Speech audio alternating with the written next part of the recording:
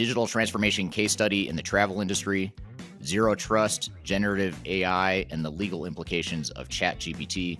Those are just a few of the topics we're going to cover here today in episode number 117 of Transformation Ground Control.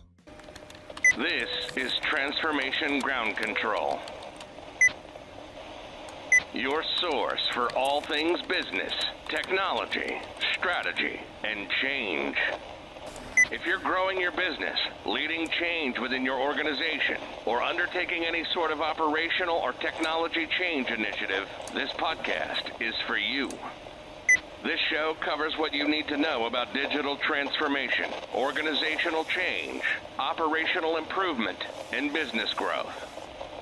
5, 4, 3, 2, 1. And now, here's your host, Eric Kimberling.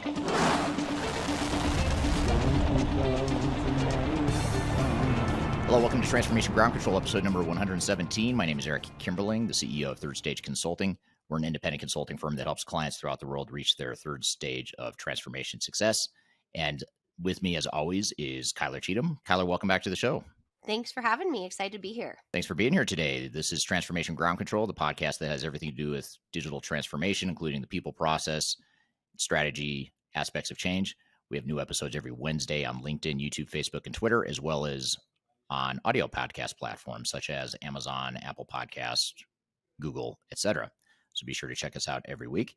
Great episode for you here today. We've got some opening questions we're going to get to, questions from the audience on social media. That's a new segment that we started a few weeks ago where we capture questions that people ask me on social media and we answer them here in real time on this podcast. And then after the Q&A session, we're going to get into a couple of hot topics in the digital transformation space. One is a case study of digital transformation in the travel industry. And then we're also going to talk about zero trust as well as generative AI, two of the tech trends and predictions for 2023. And we're going to relate that to a specific article that Kyler has for us here today. Excuse me, but we're going to focus on those two topics within those predictions to begin. And then later in the show, we'll have our first guest, who's Marcus Harris, a repeat guest. I'd say he's probably the guest that's been on the most times, I would think, by this point, 4 or 5 times maybe in the last 2 years that we've been doing this podcast. He is going to be on talking about a really cool topic. I think it's very cool, but I'm extremely biased on this. But we're going to talk about ChatGPT, but we're not going to just talk about the unicorns and rainbows part of ChatGPT and how great it is and how cool it is and how it's going to totally change our lives and make everything perfect in the future. Instead, we're going to talk about some of the dark side of ChatGPT. So we're going to focus on some of the legal implications as it relates to intellectual property, confidentiality, the truth behind what information you might get out of ChatGPT and other OpenAI models. So we're going to chat about that and get an attorney's perspective of the things that we should be thinking about and aware of as we look to ChatGPT to disrupt our lives day to day. And then later in the show, Kyler and I are going to have a discussion about 5 years of lessons that we've gathered over the last 5 years of being in business as a company. We recently celebrated our 5-year anniversary as a company, and we wanted to consolidate and summarize some of those lessons and takeaways that we have from having helped hundreds of clients in those 5 years through their digital transformation journey. So we're going to summarize some of those lessons learned and whatnot during that segment later in the show. So be sure to stay tuned for that. But before we get to our guests here today, what are some of the audience questions you have to start us off with, Kyler? Yeah, absolutely. Well, we have a lot of great questions in our question jar. Obviously, there was a toddler involved in the question jar because there is a big red golf ball in there. So just is there a question on the golf ball, or is that just there? I hope not. You know, I don't know much about golf, so we'll just use it as like a little spinny toy. So I would love to see what question your toddler, your daughter or son might have put on there for me, but we'll see if you draw it or not. Yeah, well, I mean, that would be something that the questions they ask me, sometimes I'm like, how do I really unpack that? Yesterday he asked me if air has a taste, and I'm like, I don't know, because then you start like thinking, does air have a taste? You don't really know. Maybe some people, but so toddler minds are always interesting. But gets you back to the basics. I know, right? Just as a reminder for Eric's question jar, we actually take all of the questions from social media, from any platform in which you might follow him on, from different questions that we have on our live streams, all those types of things. So if you drop them in the comments wherever you're watching today, or if you go head over to his YouTube channel and check out some of his new videos that he puts out each week, I will pull those questions and we will ask him in real time. So this is a good question. Can you explain the difference between a CIO and a CTO in your perspective? Oh, I actually saw that question on social media, and I thought that's a really good question that I don't have a solid answer Oh, for. good. I'm glad I The picked it. so you bit me to the punch on that, because I did think about, maybe I do a YouTube video on that, but Yeah. hadn't gotten there yet. So once again, you're one step ahead of me, Kyler, and so is this person who asked the question. Right. Generally speaking, I'd say that CIO is oftentimes a little bit more holistic, I guess I'd say, in terms of their purview of what they manage and are responsible for within an organization. So typically a CIO is going to be responsible for both maintaining these legacy systems and making sure that you're making incremental improvements to whatever systems you're currently using. They may or may not be heavily involved, they typically are heavily involved in any sort of digital transformation or any sort of more material change or transition of business processes and technologies.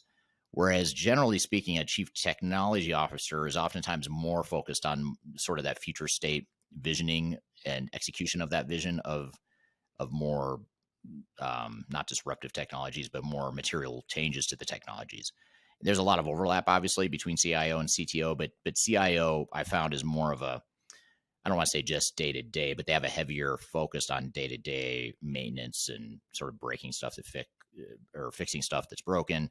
And certainly, if a transformation happens, they're involved with that as well. Whereas a CTO is often more focused on that. Now, that's just speaking from a non-tech organization. So if you're a manufacturing organization, whatever, that's the way it works. If you're a CTO at a software company, that's a lot different. That's more focused on sort of the vision of what that technology roadmap's going to look like and the sort of technologies you're going to develop for release to a customer base. So there's sort of like two types of CTOs, one being tech focused for a software company and the other one being more broad, that any big non-tech company might have as well. I'd say CTOs are becoming a little more in vogue. CIO, it's been around for a long time, that role, yeah. But CTOs are a little bit newer and more focused on the future state, typically. And some organizations will have both. They might have a CIO and the CTO reports to the CIO, or I've seen cases where you've got a CIO and CTO that report up to the CFO or the CEO. And in those cases where the CIO and CTO are peers, it's generally the CIO is more focused on maintaining the current state, and CTO ends up becoming a little bit more focused on that transition into the future. Yeah, it sounds like it kind of falls into that it depends, on the organization and the needs of the business and those types of different things. But definitely a good distinction there. All right, this is another great question. Is it fair to say system modernization is a service offered in digital transformation? It is, yes, I would agree with that. System modernization is one, call it potential angle or potential lens that you can view digital transformation through. But digital transformation is a little bit more broad than that, or there's more options when you just look at a more comprehensive digital transformation. It could certainly involve system modernization, or it could involve more material business process changes, organizational changes, and more of the true transformation side of things. In some ways, it's like slicing hairs, though, to talk about system modernization versus digital transformation. I personally think you could use those terms interchangeably, or just look at digital strategy, define what your digital strategy is, which may entail system modernization, or it could entail more of a broader transformation as well. So yeah, I would agree that it's a component within digital transformation, but it's not the only component. Exactly. Yeah. Like things like OCM and culture and all of those types of things go into the full digital transformation campaign. Yeah, absolutely. So, sorry, I'm stuck in the question jar. Should I assume that it is always best to go through pre-implementation planning phases prior to the software search even begins? Well, I'll give you sort of the utopia answer, and then I'll give you the real world answer based on the realities of organizations. I'd say the utopia answer is, in a perfect world, yes, you would do a lot of those pre-implementation activities, which would entail defining your future state processes in a fair amount of detail, defining your future state organization, defining the sort of the IT roadmap as far as how you're going to transition out of current systems and into future systems, as well as a PMO governance and all that stuff. Ideally, you would want to do that if you can prior to getting into a selection process, because then you have better clarity on what it is you're looking for and what your needs are and how potential technologies could fit within your transformation. But the reality is most organizations, or a lot of organizations we work with, just don't have that luxury of being able to execute that utopia state, because oftentimes you need the software selection phase in order to justify any sort of material investment in the transformation going forward. So a lot of times what happens is organizations will flip that and they'll say, well, let's evaluate our needs, pick the right technologies, get an estimate of what the total cost of ownership would be, put together a business case and ROI analysis. And then from there, you typically would go through like a management and board approval for the full project, which would include implementation planning, in which case we typically help our clients at that point for however many weeks or months it takes, depending on the organization. So that's sort of the reality, is just because the way organizations work, the politics, the budgeting, the approval processes, all that stuff leads more companies to do sort of the inverse of that, which is selection first, then implementation planning. But if you know you're going to move forward and there's not doubt, or if you've already gotten approval for a transformation, then I would say the better path is to do more of that planning up front and then go into the selection process, which is then going to speed up things later on. Absolutely. That makes a lot of sense. It's almost like we need kind of a perfect timeline, and maybe you can do a video. You probably already have a video of it. Perfect implementation timeline, and then the reality of a digital transformation timeline, because a lot of it has to depend on the organization, the approval process. So definitely some good insight there. I did ask that user to also reach out to you directly because they had some additional questions about that timeline. And if you search Eric's YouTube channel, he has a ton of content on that as well. So definitely important to understand, because sometimes that's a lot of the reason for trouble in a project, is because things weren't planned out in that pre-implementation, or as we call it, phase zero. Right. Really important part of the project. Yeah, it's a lot like a blueprint or an architecture diagram or whatever you want to call it of what your future state's going to be. And then you start to go look at technologies that fit within that and do the other planning that goes along with that. Absolutely. Definitely. Really important. And we'd love to hear from the audience here about your thoughts on an implementation timeline or any of the other questions here. We get a lot of great dialogue in the comments, so feel free to drop a comment wherever you're watching today. But I've got a few hot topics we'll get to after the break, and we'll jump into your feedback on those as well. Yeah, that sounds great. And we'll come back and we'll get into a couple of these hot topics related to zero trust and generative AI versus the metaverse, or how generative AI has succeeded in ways that the metaverse has not so far. And then stay tuned beyond that, because later in the show, we'll have Marcus Harris on the show, who's going to get into some of the legal implications and data privacy implications of ChatGPT and other OpenAI models. So we'll sort of get to that dark side of ChatGPT. And then later in the show, Kyler and I will be back to have a conversation to chat about 5 years of digital transformation lessons, celebrating Third Stage's 5-year anniversary. So we'll kind of summarize some of the lessons learned from all the hundreds of transformations we've helped clients with throughout the world, and we'll try to summarize those in that segment later in the show. So we'll come back to these hot topics here in just a moment, but first we'll take a quick break. You're listening to Transformation Ground Control. Just tell me what you've got to say to me. I've been waiting for so long to hear. If you are aiming for transformation success, turn to Third Stage Consulting Group. Third Stage's independent and technology-agnostic consulting team helps clients define their digital strategies, define their roadmaps, and manage their transformations. With offices in the US, Europe, and Australia, our team helps the world's most forward-thinking organizations through their transformation pitfalls and risks. If you are embarking on a digital transformation or business change initiative, contact Third Stage Consulting to see how we can help you reach the third stage of transformation success. Learn more about us and download independent reports, videos, and other best practices at thirdstageconsulting.com.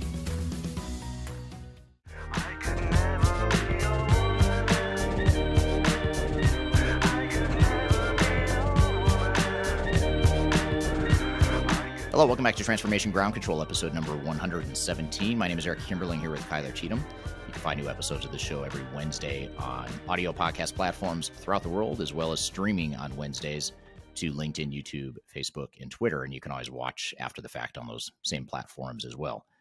Just go look for either my personal or Third Stage's respective social media pages on those platforms. So you've got a couple hot topics for us and things related to digital transformation trends. So what have you got for us, Skylar? Yeah, absolutely. Well, first, I want to take you through a digital transformation case study that's really interesting and focuses on that interoperability. It's called Intrepid Travel. And they really kind of shifted gears to look at customer service and more streamlined automation in communicating with customers. That was their overall objective. So just to give you kind of some numbers here, they centralized 10 different databases across 30 countries, which is a mix of Salesforce service and marketing, as well as some Experience Cloud, tour operators, just kind of a single view dashboard for the customer so they could personalize that service. What happened after they went through this transformation is it really contributed to a high net promoter score and ratings by customers. And that was their overall goal, was to get those NPS scores higher and be able to kind of stand out in the industry. So they took what they called a single view approach. So they utilized the platform to display all of the customer's information in one place, and then travel planning as well as previous inquiries. So you could kind of look up any trip you were looking to plan and what you have done in the past. So you had that data from a customer service perspective. They also looked at a lot of business management issues that they had. So they did technology updates that kind of enabled that 360 degree of productivity before they implemented any new software. So a huge look at that business process mapping and understanding what their current state is before they implemented the overall technology. So the focus here was a CRM tool, but it showcases the need for that digital approach in an industry that has been moving much more towards a digital environment. And so their financial goal was hitting $1 billion of revenue by 2025. And the next phase is what they call a headless CMS, which I thought was kind of funny. It enables you to store your content just once and be present to customers in a number of different platforms. So that's kind of their next phase of what that looks like. So I wanted to share that interesting case study to kind of look at, taking a goal and looking at one piece of the business when you're looking at business process mapping, but ensuring the customer experience is the priority. So interested to hear your reaction to that overall information. Well, I love examples and case studies like that because it demonstrates and gives us something to refer to on how an organization can get creative with how they use technology to change their business model, change their customer experience, and really give themselves a competitive advantage. And in today's day and age of commercial off-the-shelf software and cloud-based systems, SaaS systems, pre-configured solutions, sort of like that generic vanilla one-size-fits-all approach to technology, you kind of have to counter some of that with creativity and one-off types of technologies. I'm not saying these are all one-off because you mentioned Salesforce and some other tools that are more commercial, but they're applying technology in a creative and unique way that isn't just your vanilla off-the-shelf software. So I think it's a good reminder that organizations really need to think about in their digital transformations where they could potentially just use basic vanilla software that other organizations are using in the same way, and then distinguish that from the business processes that are more customer facing or create some sort of competitive advantage that maybe you don't want to use commercial off-the-shelf software because it waters down your competitive advantage. So that's a big, that's my takeaway from that case study, but super fascinating. And I like that example. I always like case studies because they showcase results, and a lot of times that's the biggest kind of missing piece is not only establishing and carving out an objective. Hey, we want to improve our net promoter score. We want to focus on this revenue growth for forecasting those types of core goals and being able to measure against it so that you can showcase the success of the technology or the success of the business transformation. So that's why I always like to look at case studies too. Yeah, absolutely. Well, let's move into some predictions, specifically in this research from it's from Enterprise Technology Research. So they did a 2022 predictions, and now they've come out with their 2023 predictions as well. And there's a few that I really want to go into asking you about. Specifically when it comes to what we can look forward to. And this is actually number 4 and 5 on their list that we'll dig into. So number 4 is zero trust moves from hype to reality in 2023, and CISOs provide the proof, not vendor marketing. So basically, what they're saying is that zero trust is moving from a buzzword that kind of was birthed in the pandemic to become a priority strategy within enterprise technology within organizations. And they get this information from a survey that they sent to CISOs to qualify kind of that zero trust adoption as evidence to whether the prediction actually will come true or not. And according to that data, that's something that they've really embedded in their operating model, is that zero trust and that internalization of not only independent and technology agnostic services and consulting services like we do here at Third Stage, but also from a data management and cybersecurity standpoint.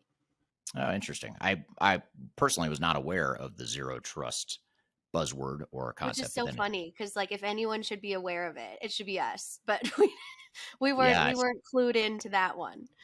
I mean, I knew cybersecurity, and I know cybersecurity is and continues to be a massive problem and opportunity for organizations, especially the pandemic. But I just hadn't heard that term zero trust, so that's interesting. And to hear it applied in a new way or sort of evolve beyond its original meaning.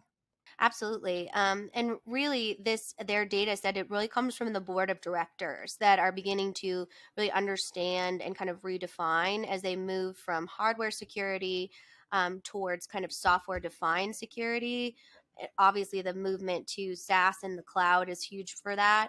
And then also the hybrid work has been a key driver of understanding how kind of zero trust aligns with hybrid work environments from a technology standpoint, not from Hmm. an employee culture standpoint. Yeah, yeah, very interesting. Well, let's talk about number 5 because I know you plan to have a conversation with Marcus around things like generative AI, specifically ChatGPT. So their argument here is that generative AI hits where the metaverse missed. Hmm. So this data is meaning the first time we saw ChatGPT or OpenAI or those sources, it actually produced data as opposed to producing a concept that the metaverse seemed to be more of. And so this survey they sent around OpenAI, surpassing, the metaverse, is about a 52% positive sentiment score. So there's a lot of thoughts or perception in the marketplace that that is kind of the new enterprise tech, and that metaverse doesn't have the same business case that OpenAI or something like ChatGPT does in an organization. Yeah, I could see. That's really interesting. I hadn't really put the two together or compared the two in that way. But a couple of thoughts come to mind is that, first of all, ChatGPT is fascinating to me, not only because of the underlying technology and what it can do, but just the way it's caught on like wildfire, throughout the world in terms of just at the consumer level. Individuals, not even just organizations, but mostly individuals that are deciding to use and embrace this new technology, whereas the metaverse has seems to have a lot higher barriers to entry. It's not quite as it's not quite as accessible, and it's a little bit more complicated in my opinion. So I could see why um, AI models or open AI types of platforms are catching on so quickly. But it makes me wonder about people like Mark Zuckerberg and Facebook who like just named their whole company after Meta, doubled down on metaverse, and like, oops, was that a mistake? Which I always wondered if it was even before AI came around. But now you really start to wonder if does AI sort of take the place that metaverse could have taken, especially in enterprise situations. We've had some conversations on here about how organizations are starting to use the metaverse. I know you've brought up hot topics in the past around some case studies of how larger organizations are using the metaverse to help with design and collaboration and things like that. But do you need the metaverse to do that, or is that something else that generative AI models could do. I don't know the answer to that. I have a hypothesis that you probably could do that and probably do it better and faster and easier in an OpenAI sort of platform. But I guess we'll see over time. So that's super interesting. Yeah, and this research actually follows the investment, which I think is interesting, the actual capital behind where are those investors going. You saw a lot of people, like you mentioned, invest all in the metaverse. However, now it's really shift, and investors call AI really recession proof, and have moved more of their money, specifically Microsoft, as we've seen their recent investments in OpenAI, are kind of a showcase of where that trend might be shifting. Yeah. Yeah, for sure. And so many vendors are getting into it now with obviously, Microsoft, Google, OpenAI itself, as a standalone company, but it's taking investments from some of these other tech companies. Elon Musk has his own platform that he's investing in. So super interesting to see just all the competitors and the different options that are coming along. And it'll be curious to see where things stand when the dust settles. I don't think we're anywhere close to really knowing who the leading contender or what the mainstream option is going to be. It might be ChatGPT, but based on history and experience, usually the pioneer or the first mover in a disruptive field like this isn't going to be the one that's standing at the end of it all. Usually someone will come along and do things better and faster and in a more sustainable way. So we'll see if that's the case here too. Absolutely. Well, lots of opportunity, but also lots of considerations as you will go into and unpack with Marcus here. So I know I'm excited for that conversation for sure. Yeah, it should be a great one. And for all the talk about ChatGPT and all the hype behind it, I guess our goal is to not necessarily be a buzzkill or a downer on the whole thread, but certainly embrace and recognize the opportunities that come along with OpenAI, ChatGPT, Bard, Dolly, whatever AI platform of choice you want to insert here. But we want to talk about just some of the legal implications, the data privacy issues, and really just the dark side of ChatGPT and OpenAI. That's really our goal here, is because our philosophy as a company, and certainly on this podcast, is to look at the good, the bad, and the ugly of any trend or any technology or any approach that you might take. And it's easy to think that something like ChatGPT only has upside, but there's significant downside, and that's what we want to get into. And I thought it'd be great to have a attorney's perspective on that. So we thought we'd have our go-to attorney for stuff like this, who's a software attorney, an IP intellectual property attorney, Marcus Harris from Taft Law. He's a repeat guest on the show. We're going to have him on to talk about all that stuff. But first, we'll take a quick break. You're listening to Transformation Ground Control.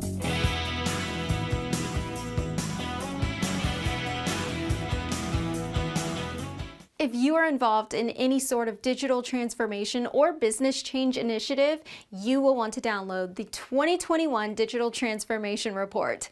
With its comprehensive overview of business and technology trends and best practices, this report is a must-have guide for any transformation project or executive team. Download this free report by visiting Third Stage Consulting at thirdstage-consulting.com.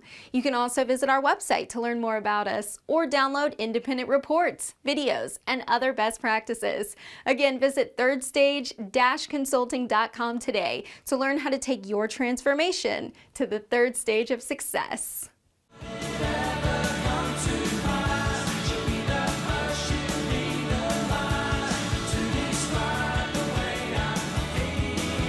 Hello, welcome back to Transformation Ground Control, episode number 117. My name is Eric Kimberling here with Kyler Cheatham. You can find new episodes of this show every Wednesday on YouTube, LinkedIn, Facebook, and Twitter, where it streams every Wednesday.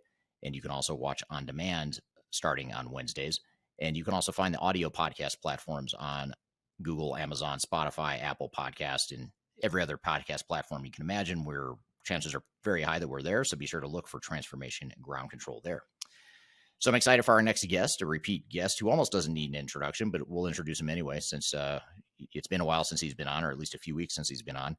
And in case you haven't seen him before or heard from him before, his name is Marcus Harris, and he's a partner at a law firm called Taft Law here in the United States.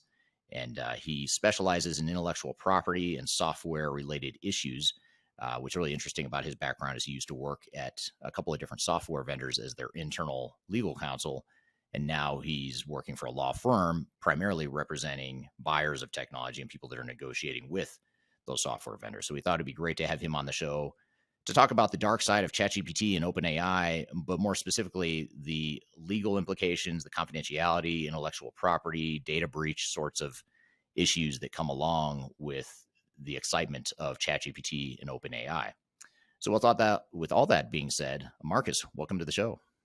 Hey, Eric, it's good to see you again. I appreciate you inviting me on to talk about this. And like you said, I mean, this is an evolving world of really innovation and impact. And I think, the legal implications are pretty critical to have an understanding of, especially, I mean, I look at this from two perspectives. One is just from a consumer perspective, wanting to know what the legal implications are, kind of play out those risks and look at how, this is going to impact you and what kind of legal constraints there are with respect to AI. And then I look at it from an enterprise perspective and figure out, look, what are the benefits? What are the use cases? How do you mitigate risk? And how do you exploit this technology to really gain some efficiencies on the corporate, ERP, big data, big software side? Yeah, absolutely. And like I said at the intro of this discussion, this is such a hot topic right now, and there's so much excitement around it, so much curiosity around it. OpenAI and ChatGPT are things that are mentioned in mass media and pop culture. A recent episode of South Park, which is a popular U.S. animated comedy, even had a whole episode dedicated to ChatGPT. So you start to look at these signals that people are really interested in this topic, and so we thought it'd be kind of cool to talk about, we want to temper some of the enthusiasm about the technology, not to suggest it's not a good technology or it won't totally transform the way we do business, but we also need to recognize the risks and the potential dark side of ChatGPT, OpenAI. And by the way, I'll keep talking about ChatGPT and OpenAI, but really this whole conversation relates to any AI model, generative AI that's out there. So Google has their own version of Bard. Microsoft has a Copilot, which is something that it's a little bit different, but they've introduced that as part of their Office 365 suite, or I think they're beta testing it now. And Microsoft is also a investor in OpenAI. Elon Musk is investing in his own platform for sort of an OpenAI type of model. So we're talking about ChatGPT, OpenAI, but we'll sort of use that as a universal term to describe what we're discussing here today, and it applies to all sorts of AI. But just to start, I guess, one thing that maybe just to set the context for the discussion here, we won't go into a ton of detail of what ChatGPT is and what OpenAI is, but we do have some resources on our YouTube channel that you can go to if you want to learn more about it. In fact, I'll ask our marketing team to drop it in the chat here, some links to recent discussions. I put out a brief video just yesterday on my YouTube channel that just gives an overview of ChatGPT. And we also, a few weeks ago on this same live stream, we had a discussion around what ChatGPT is and what it can do and the ways it's affecting businesses and the way we do business. So we'll drop those links in the chat so you can learn more about what the platform is. So today we want to focus on sort of the like I said, the dark side of this. And just to set the context, I'll kind of open it up by talking about a poll that I published on LinkedIn just yesterday, actually. So we haven't gotten a ton of results or the complete results yet, but we have 116 votes on this poll I put out. And in this question or this poll I posted to my network, I asked the question of what will be the biggest positive or negative impact of ChatGPT and OpenAI. And just to give you some context of what people are thinking about it, 44% said it would make businesses more efficient. 34% said their data privacy and legal issues.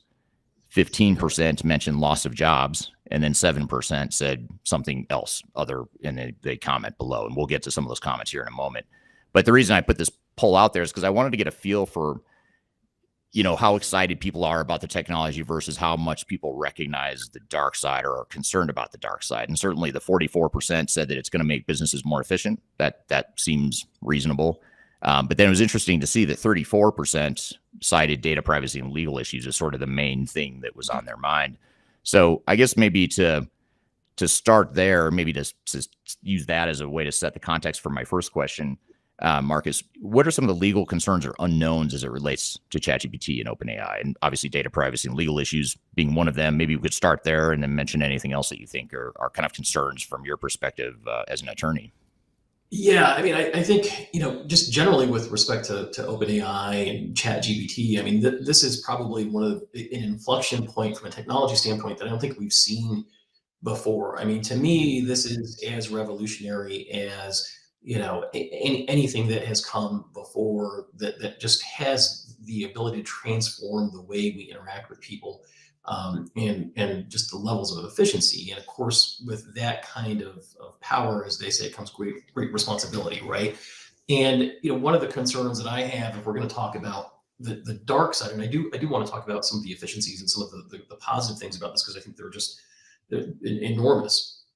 But one of the issues with legal regulation and the law as it applies to technology has always been the fact that technology is always 3 to 4 steps ahead of where existing laws and regulations and any kind of regulatory framework exists. So we're always in a scenario where we are catching up. And I think one of the fundamental issues from a legal perspective, and there's so many, okay? I mean, we can talk about this for hours, but one of the things that is problematic is um, these tools, these systems are being trained on, a corpus of text, of speech, of data, and you don't have necessarily an understanding of what is made up of that body of information. Where are they getting it, for example? Okay.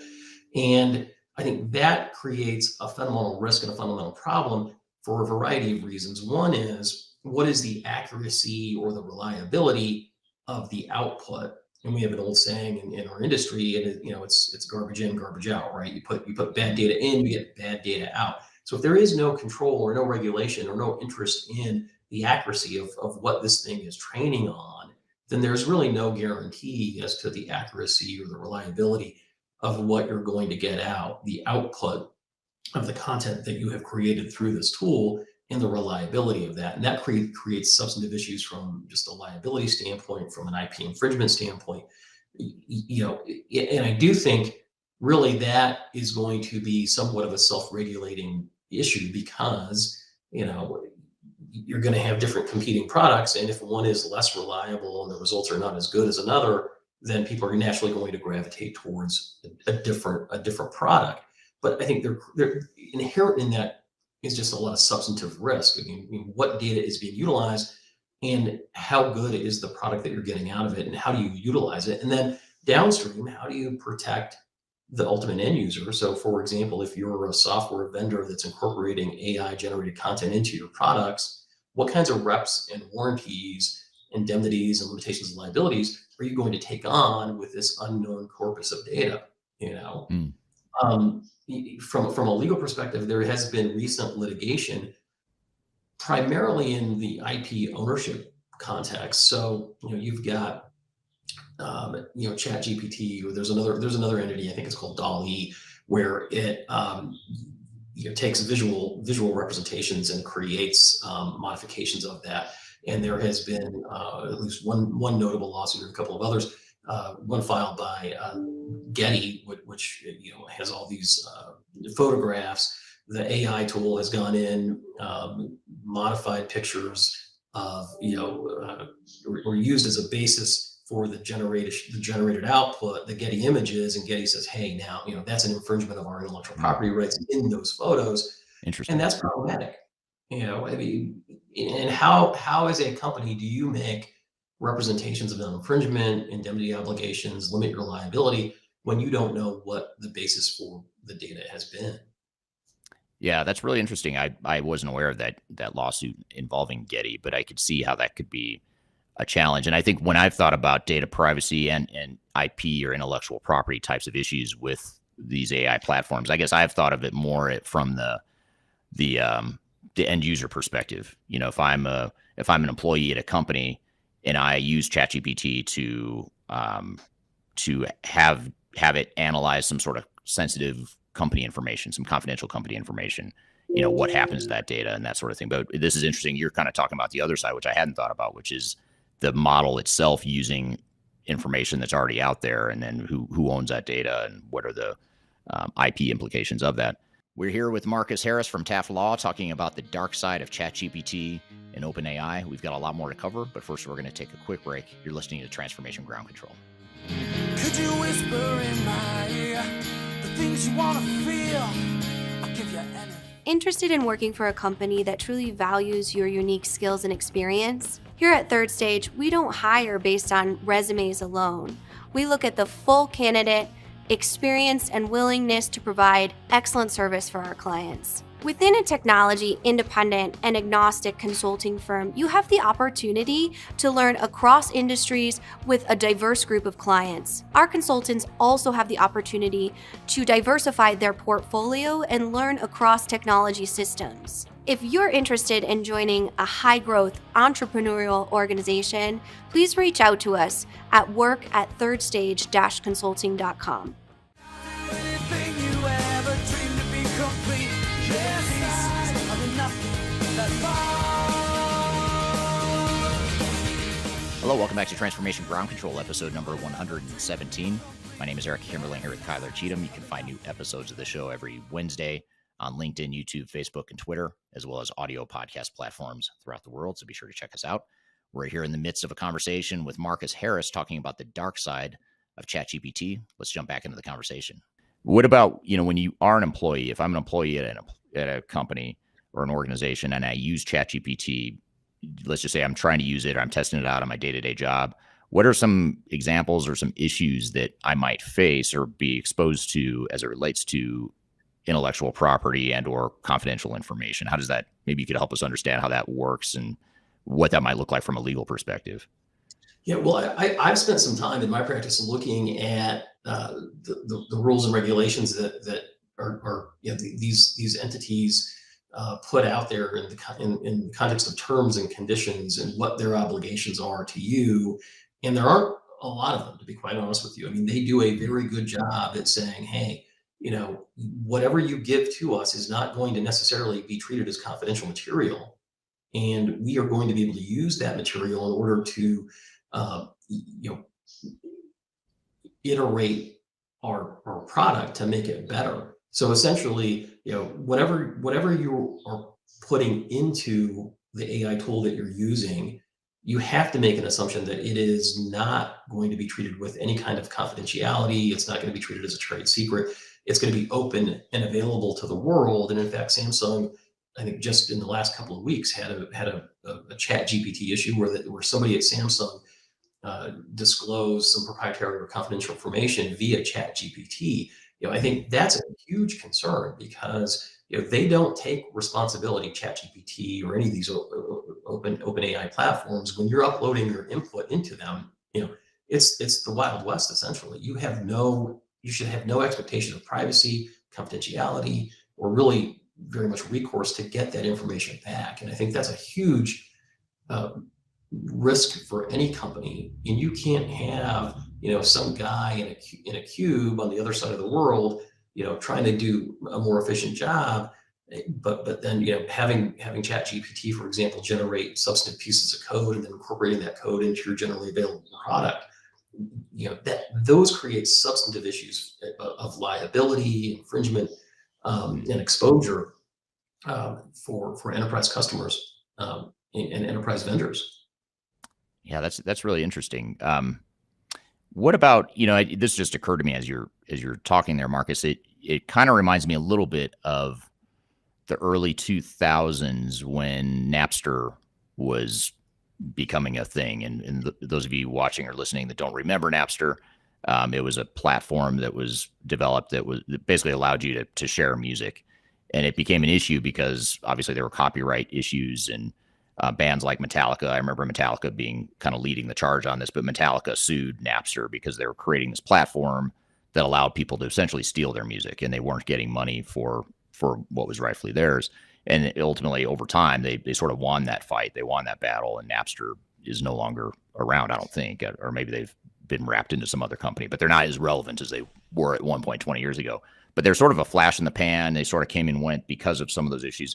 I don't know that it's necessarily the same thing, or from a legal perspective, it's the same kind of issue, but are these AI platforms or vendors, are they at risk because they're providing a platform that exposes potential confidential information and shares that confidential information? Or is it just sort of like we and organizations as users of that tool, it's just a risk that we just have to deal with? What are your thoughts on that, or how do we balance I think that? it's really both. I mean, I think from the platform's perspective, like I said, they've got these pretty robust terms of use that have been generated by teams of attorneys that really do mitigate their liability and their risk of lawsuits and recourse.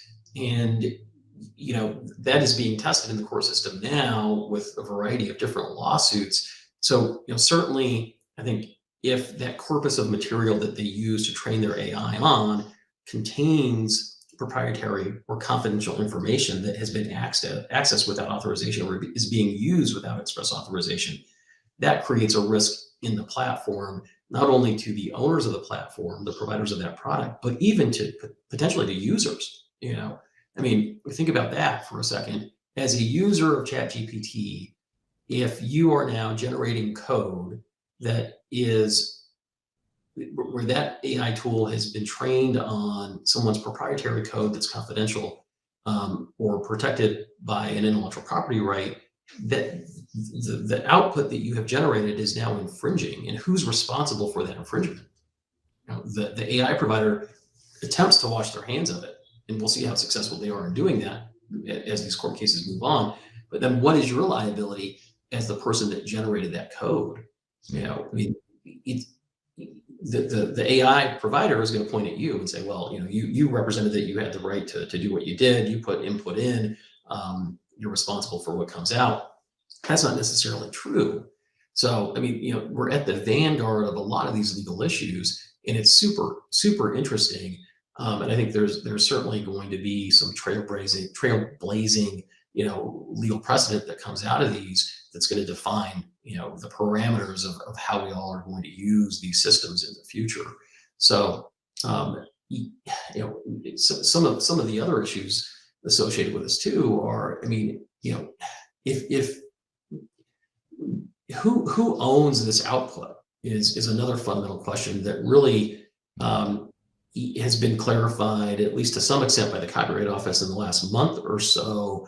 And the Copyright Office came down on this by saying, if you are inputting information and the output really has no human interaction or control or discretion, that is not protectable from a copyright perspective. It's not protectable intellectual property here at the Copyright Office.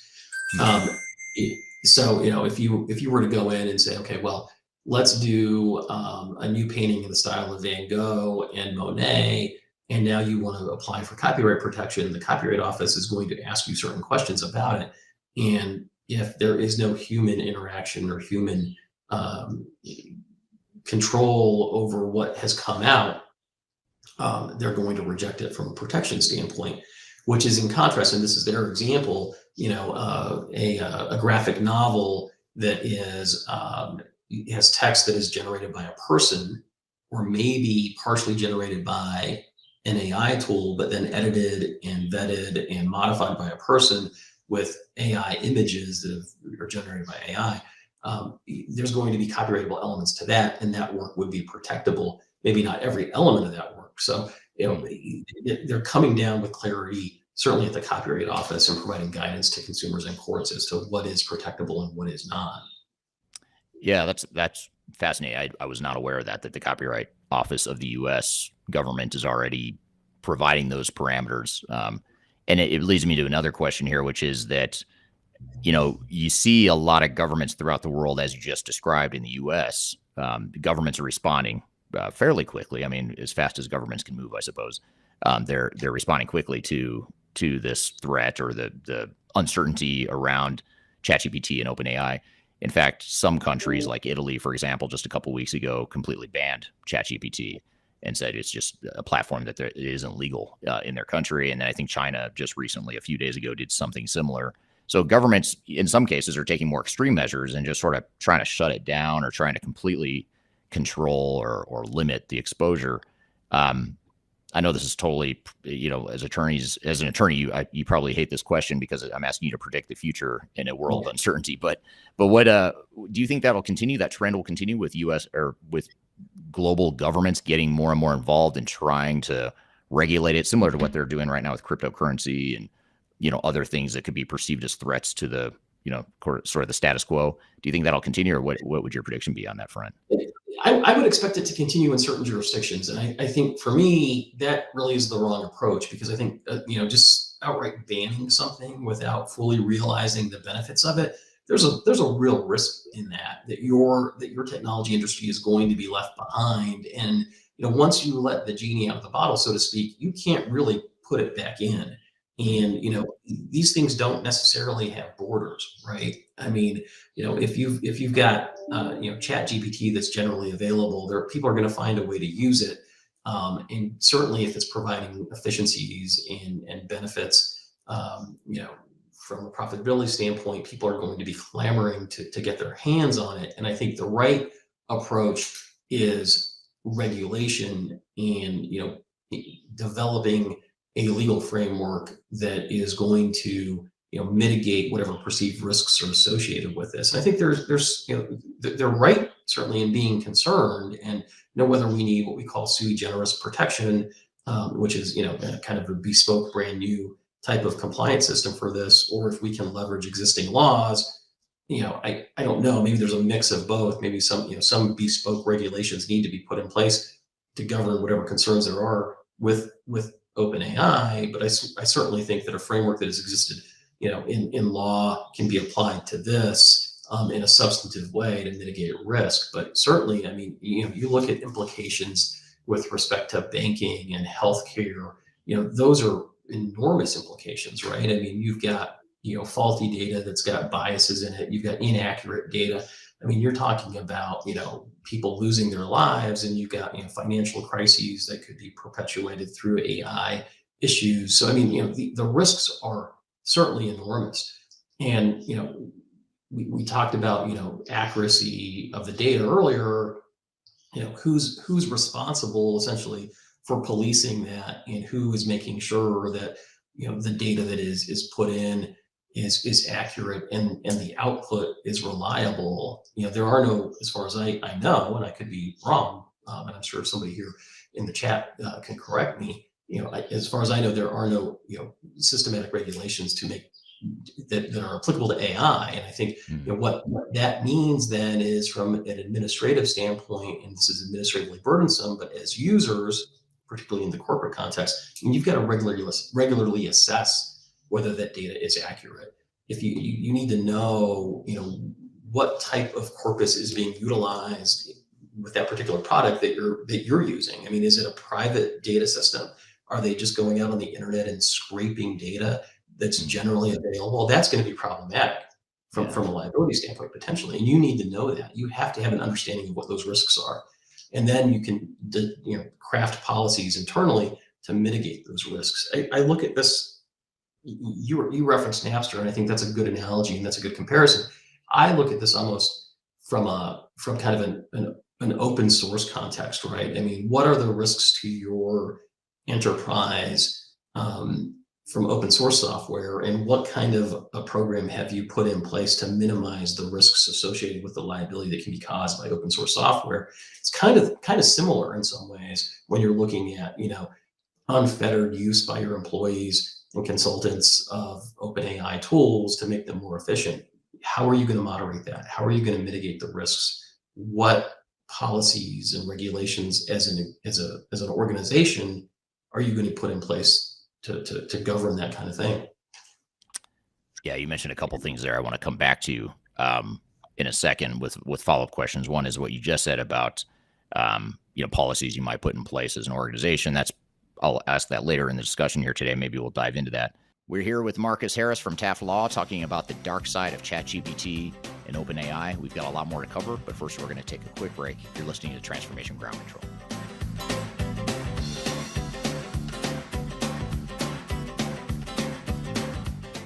If you are aiming for transformation success, turn to Third Stage Consulting Group. Third Stage's independent and technology agnostic consulting team helps clients define their digital strategies, define their roadmaps, and manage their transformations. With offices in the US, Europe, and Australia, our team helps the world's most forward-thinking organizations through their transformation pitfalls and risks. If you are embarking on a digital transformation or business change initiative, contact Third Stage Consulting to see how we can help you reach the third stage of transformation success. Learn more about us and download independent reports, videos, and other best practices at thirdstage-consulting.com.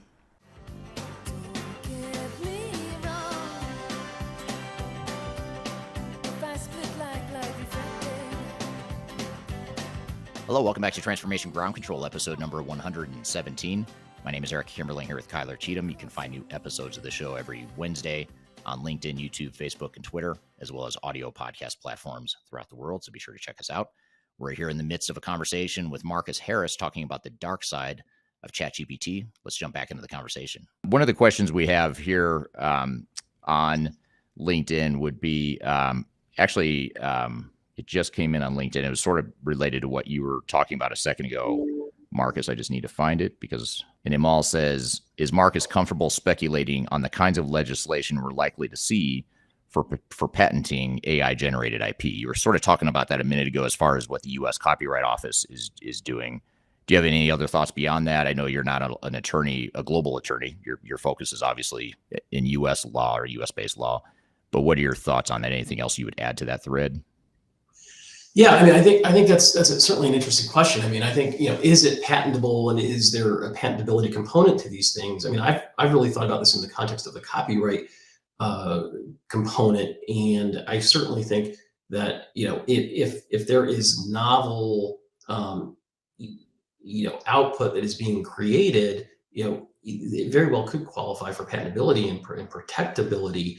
Now, whether that qualifies for patent protection in the United States, I think the hypothetical is just incomplete, so it's hard to say. So I talked about something that lawyers call sui generis protection earlier, and we may get to a point where you've got machines using machines to create innovative technology, and there may need to be some sort of a program put in place to protect that doesn't really rely on this component that the Copyright Office requires, which is this human intervention and human component to it. So I could definitely see legislation that would expand or clarify the patentability of technology that's being developed through OpenAI sources. So I think that could be something that comes down the pike. But like I said, it's really hard to say without having specific models and things like that. But it's a really interesting question. Yeah, for sure. Here's another comment. I'm actually going to pull this comment off of my LinkedIn poll that I mentioned earlier, the poll where I asked, what the biggest positive or negative impact of ChatGPT and OpenAI would be. And in this thread, one person, Jonathan on LinkedIn, chose other. And then when you choose other, I ask people to put in the comments what they think the real issues are. And I'm going to read this comment, even though it's a bit longer. I'll try to condense it a bit here, but it brings up a really good question and something that I don't know that a lot of people have really thought about. Just like a lot of people haven't really thought about the confidentiality and IP issues with ChatGPT. But what Jonathan says in response to the poll is the items you have on the list don't even begin to understand the complexity of issues we face. What about faking people with fake explosive messages, fake videos, propaganda, disinformation, irresponsible know-how, like kids gaining dangerous chemistry know-how, or the floodgates of security threats and exploits by generated code? He goes on to just list a bunch of things that you could use AI for, persuading people into scams, fake family members calling you for cash. You can't tell that that's not a family member. I know internally at Third Stage, we, just like a lot of companies, we get a lot of phishing scams or attempted phishing scams. And could someone replicate me and create my face or voice and make it sound like I'm saying, hey, Marcus, I need you to wire me $1 million right now. That sort of thing. Do you see that being an issue, or have you seen any issues of that recently? I see that as being an enormous issue. And I think that's really an issue from an ethical perspective, right? And there isn't necessarily, we talk about regulation and a legal framework. And I think, that's something that would certainly need to be regulated, in my view, and whether the existing framework of laws and the patchwork of regulations could be applicable to that. I'm sure they can to some extent. But here, I mean, you've got this explosive technology that, and we can, I'll use you as an example. I mean, you're pretty available on social media, right? I mean, people know what you look like, they know what your voice sounds like, and I think that someone's ability to fabricate, a deep clone of your image and your voice, the cadence with which you speak, your intonations, I'm having trouble with that word. I think that would be pretty easy for one of these OpenAI platforms to replicate.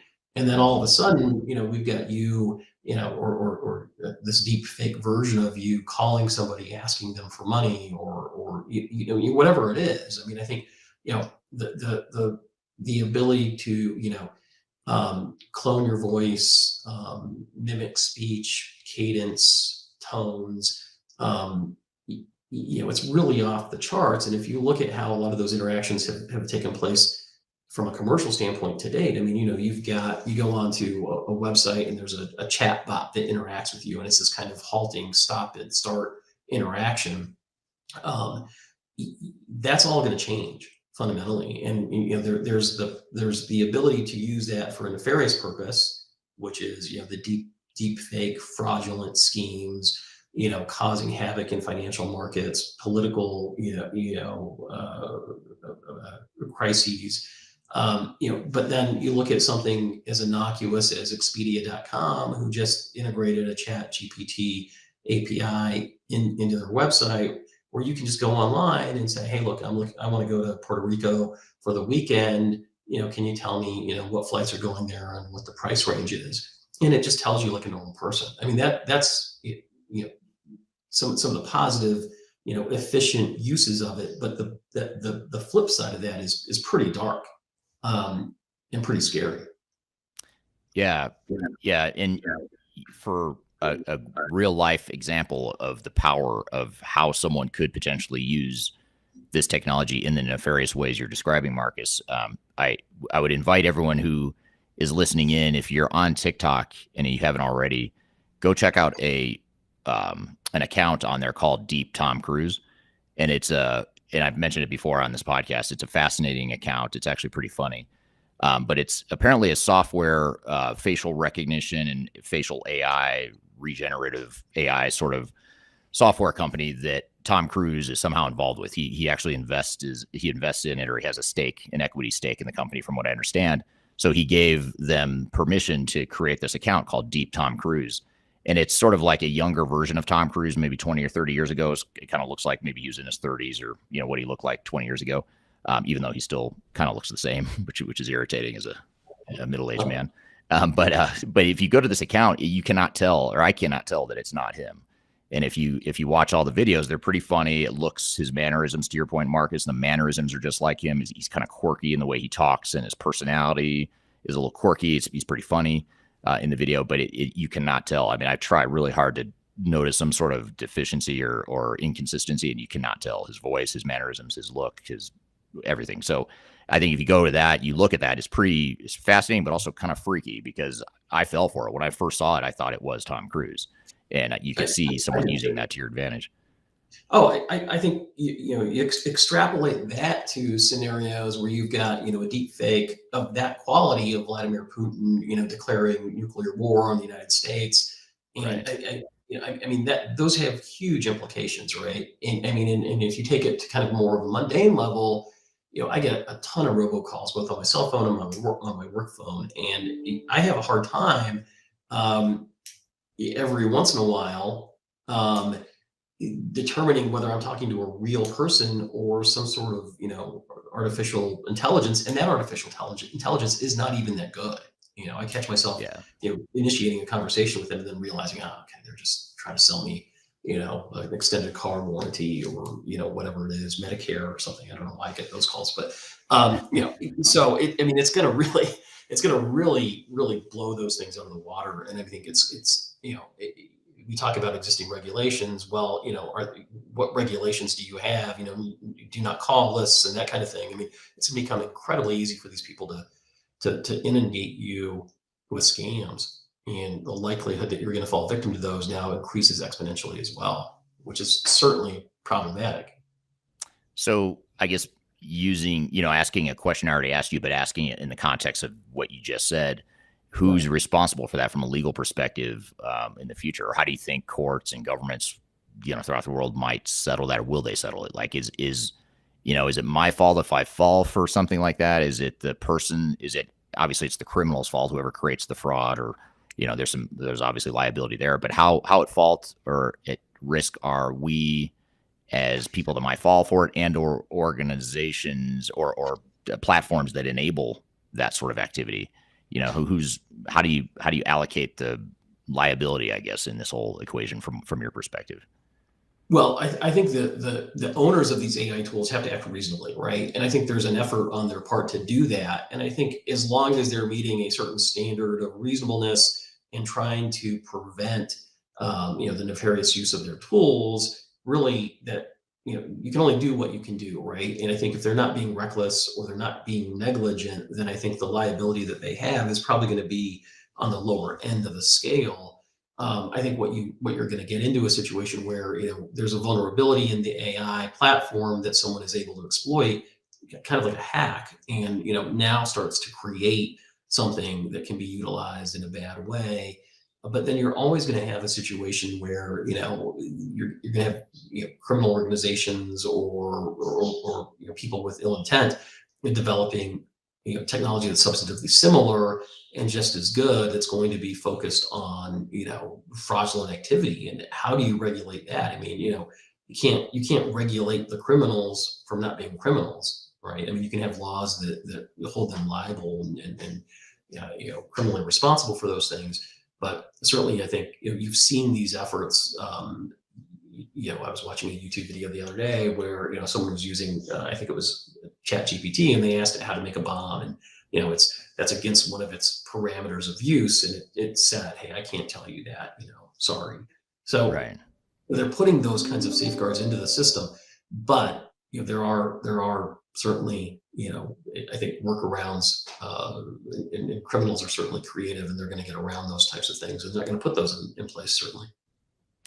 Yeah, and you sort of allude to something that we started to talk about earlier, which is the inputs into these AI models and who's the arbitrator of truth. And I look to social media right now and the way governments throughout the world, including the U.S. government, where you and I are based, the U.S. government has, in my opinion, sort of overreached on its moderation of discussion and speech on social media.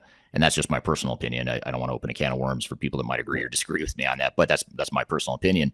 So it makes me wonder, if the U.S., which is known for its freedom of speech and that sort of thing, we don't have freedom of speech in the way we used to, and the government has sort of cracked down to determine what it thinks is true and what it thinks is false or misinformation. How do you? I guess I worry a little bit that governments and other powerful bodies, even the AI platforms themselves, the AI vendors themselves, may start to moderate or may start to create these biases to reflect their own personal biases in these AI models. And it just creates a bunch of questions around what is fact, what is opinion, what's the quote unquote right answer. You mentioned that earlier about, these AI models are going out and gathering information that may or may not be true. And it's using that information that may or may not be true to create outputs that it's feeding to its customers. So do you have any thoughts on that? I mean, how do you think that unfolds? I know I'm getting outside the legal realm here, and we'll talk more about social and government stuff, but I think it's incredibly problematic. I mean, I think there's bias exists everywhere, right? And I mean, if you've got bias in your data and you've got bias in your team, and the output then is dealt with as true by unsuspecting consumers or users of the technology, I think the implications are vast and incredibly problematic. I mean, you think about things like just diagnosing certain types of healthcare issues, and you think that there's whole populations that are more susceptible to this because of their race or their identity or whatever it is. I don't want to get political either, but if there's bias in that area, it's going to substantively impact, how people are diagnosed with disease potentially, right? Or if you think of, financial or banking utilization of these tools, who's going to get a mortgage now in what neighborhood and those types of things. I mean, certainly, the bias factor can be strong. And how do you regulate that, especially if you're concerned about over-regulation? Having images of Tom Cruise is one thing, and certainly with his consent, it's a totally different thing. But how do you stop people from utilizing your images? And there's certainly laws in place to deal with that now. But I think there's got to be some level of regulation as to the quality of the content and the quality of the output. And I think for now, the self-regulation is really kind of where you're at with this, and we'll see where it goes. Yeah, absolutely. Yeah, I'm fascinated by that because I think it's I think anytime you have something as powerful as OpenAI, ChatGPT, and something that has caught on so quickly, much faster than even cryptocurrency. I mean, cryptocurrency is sort of a mild version of this in terms of sort of an alternative new platform, a new way of doing things. And you see how the governments throughout the world have reacted to that. They've tried, and they're still trying to find ways to regulate cryptocurrency. And I think with this, anytime you have something like this, the governments just can't help themselves throughout the world. That's their job, I guess, in some ways, is to rein it in. And so you wonder, how are they going to rein this in? What are they going to do? And does that diminish the value, or does that diminish the benefits to society, or whatever the case may be? Yeah, well, that's always the risk, right? I mean, if you're an Italian right now, you don't even have the benefit of utilizing this technology because the regulation has been so extreme on one side that it's been totally banned. And that's not, to me, it doesn't seem like a well-reasoned approach to dealing with the issues. But I think self-regulation initially and see how it goes, and then government interference to the extent it's necessary or needed, and maybe in only certain industries or regulatory applications of this where would it be necessary. Right. We're here with Marcus Harris from Taft Law talking about the dark side of ChatGPT and OpenAI. We've got a lot more to cover, but first we're going to take a quick break. You're listening to Transformation Ground Control. When things are big that should be small, who can tell what magic spells will be doing? Are you looking to stay ahead of the curve in the ever-changing landscape of digital transformation? Then you need our newly released 2023 Digital Transformation Report. This comprehensive report covers the latest trends, technologies, and strategies to ensure your digital transformation is optimized for success. The 2023 Digital Transformation Report is packed full of proven methodologies and insights from experts in the independent digital transformation field. You'll also receive practical insights on how to implement digital transformation strategies within your unique organization. This free report is available for download on our website at thirdstage-consulting.com under our Thought Leadership section.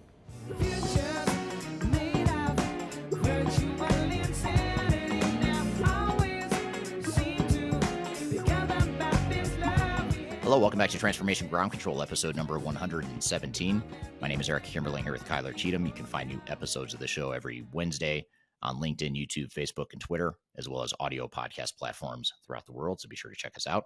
We're here in the midst of a conversation with Marcus Harris talking about the dark side of ChatGPT. Let's jump back into the conversation. So here's a follow-up comment to one of your comments earlier, Marcus. This is from Frederick on LinkedIn. Frederick says, looks like Samsung found out by an internal audit that people had done an infringement. ChatGPT didn't go out and post a Twitter post with the information. So in other words, ChatGPT didn't expose that information necessarily or make it public, but the internal audit exposed the fact that people had shared that confidential information. It doesn't change the fact that now that confidential information is part of the OpenAI data set, the data model, and it could be used. Obviously, ChatGPT is not going to go post that information on Twitter, but it is information now that was confidential. It might have been intellectual property that is now part of the OpenAI model. I think that's an important point there.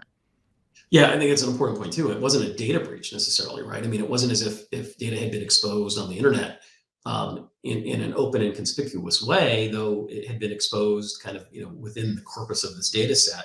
and is being utilized potentially by all the users of ChatGPT now. And what is being exposed and what's not being exposed, and how detrimental is it to Samsung in reality, is hard to say. But it can't be a positive thing in any way, shape, or form, right? I mean, and this is why I think we talk about government regulation and then self-regulation of these tools, the owners of these tools. I think as an organization, say you take a Samsung, you've got to have an internal policy. You've got to have internal regulations that are going to govern what your employees can and cannot do. And my understanding is that Samsung had shut down any internal use of ChatGPT, and then I guess there was some pushback internally, or they reassessed that position, thought it maybe wasn't the best position, and then look at what happened, right? But I think as an attorney, and certainly as a former in-house attorney, you really have to look at this with a careful eye, and look at the benefits and the risks, because you would like your company to take advantage of the efficiencies, and the business people are going to want to do that. But you've got to assess the risk and put in a regulatory scheme internally that mitigates risks, but also increases the utilization of the tool if you can. And that's not an easy thing to do. Right. Yeah, absolutely. Here's a question from LinkedIn. This is Carolyn on LinkedIn, although I'm wondering if it's really Carolyn. Do we know? I don't know. We'll it might be a deep fake version of Carolyn, but this alleged person named Carolyn, I'm kidding, Carolyn, but she says OpenAI's privacy policy for their paid premium API indicates that they do not use our proprietary data to tune their data model, nor do they store our data. Other than their privacy policy, how can we be assured that our sensitive data is secure? So I guess, first of all, I'm not aware of that. I'm not aware of what their privacy policy is, to be honest. So I'm not sure, I can't validate that is what it says, that they won't use it to tune their data model or store their data. I guess that begs the question of, well, then what's the difference between what they do store and use in their data model versus what they don't store? I'm not sure what the differentiators are. Is that something you're familiar with or have any thoughts on? Well, I've looked at the ChatGPT / OpenAI terms of use, and my understanding is that it's pretty vague, and there's a lot of nuance and gray area that would allow them to utilize any information that you would submit to be able to at least modify the platform or make it more efficient. But I certainly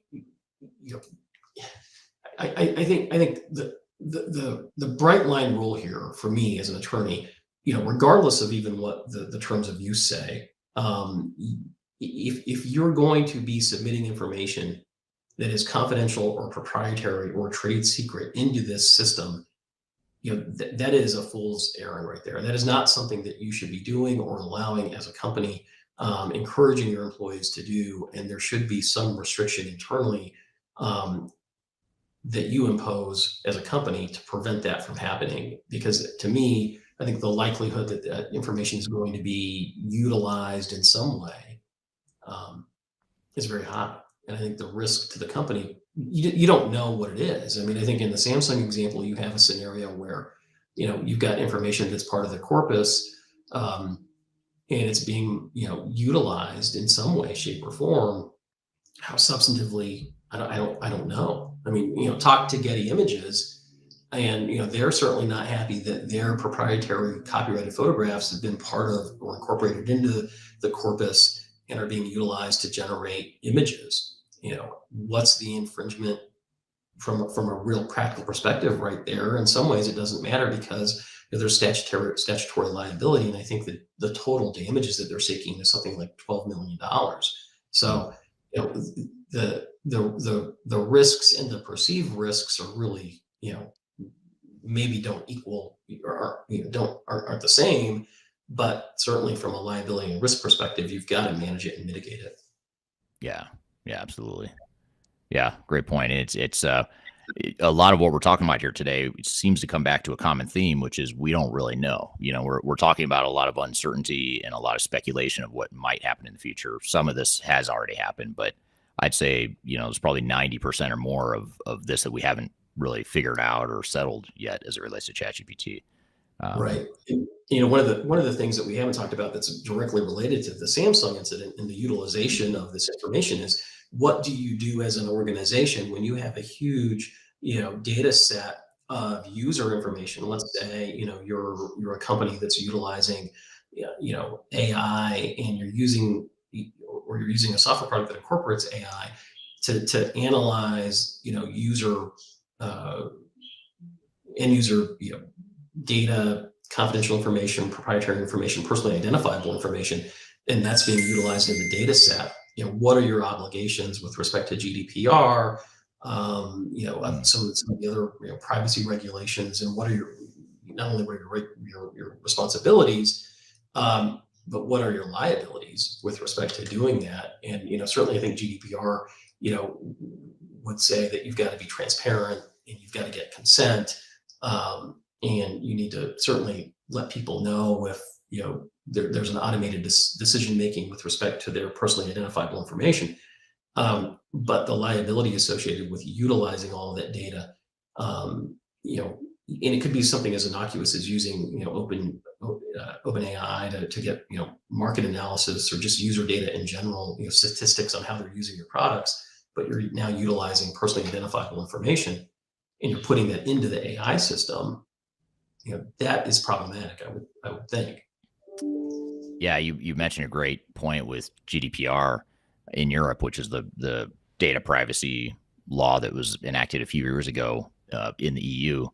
And that's a great point. I mean, you've got GDPR regulations that sort of limit, what can or can't be shared or used in this way. What kind of confidence do you have that these OpenAI models and ChatGPT and Google's Bard and any other AI platform like this, how confident would you be that they are compliant with GDPR and other privacy laws? Well, I'm not so sure that they're the way you utilize these tools. It's really, if you're going to be putting in the personally identifiable information into the tool, you're the one that needs to be compliant with the regulations that are governing your use of your customers' personally identifiable information or data. And so, I'm not so sure that it's really a question of, how compliant is ChatGPT necessarily.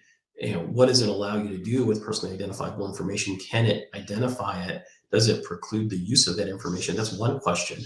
But if you've got, some sort of an OpenAI application or tool that you're utilizing in connection with your business, and you're trying to use that tool to analyze your customer data, what obligations do you have? And do you have an understanding of how that data is being used within that tool set?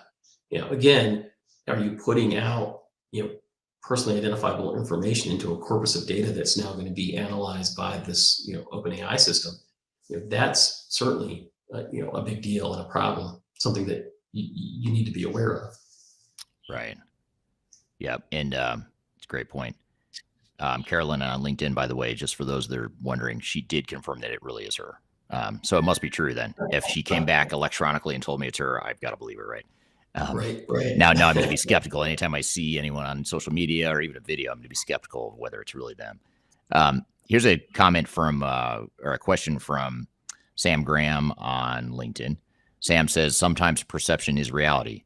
If enough people believe false information that ChatGPT publishes, is there a danger of that causing actions that we wouldn't want?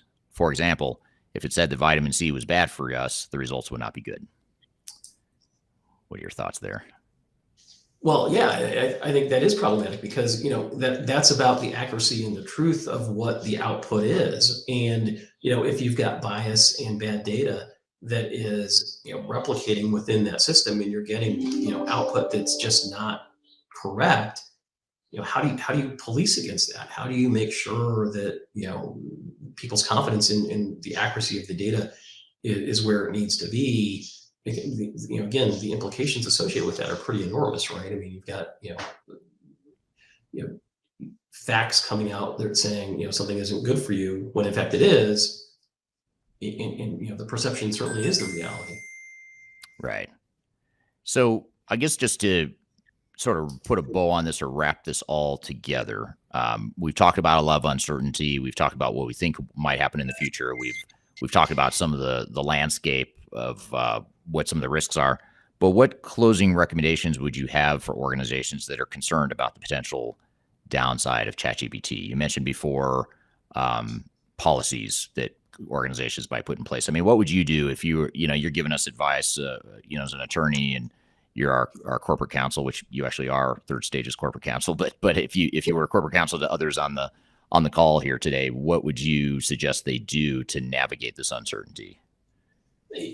Yeah, I mean, I think it's somewhat similar to some of the things that we say when you're trying to adopt ERP software and technology in general. Okay, I mean, you can't do this out of kind of a FOMO mentality, right? You can't be an organization that says, "Hey, we want to implement, AI and incorporate it into our systems to make use of the efficiencies that we believe are there." You have to have a solid and legitimate business case for utilizing that piece of technology, just like any other technology. It's got to make sense for your business, right? And then once you have determined that there is a business case to use a particular AI tool, you want to make sure that you have an understanding of how the vendor or the provider of that tool trains their AI product. What data is it using? Is it, general data on the internet? Is it proprietary information that only they have access to? What's the quality of that information? All of those are key components that you need to make a determination of, right?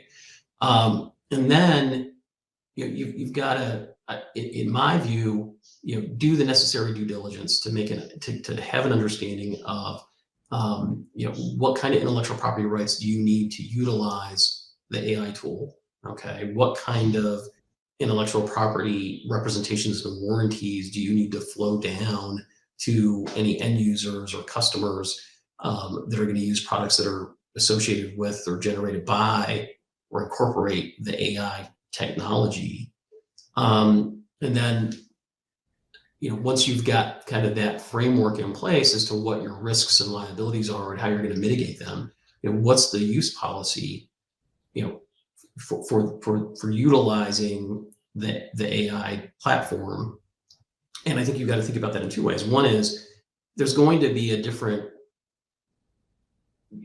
appetite for risk and risk tolerance if you're utilizing AI internally, like Samsung, okay, or you're utilizing it externally, like Microsoft, right, or Google or something. I mean, those are two fundamental different use cases, and they carry fundamentally different risk mitigation models. And you might have kind of a dual track where you're using it internally to increase your own efficiencies, and then you're using it externally in order to generate more revenue and provide better customer experiences or whatever.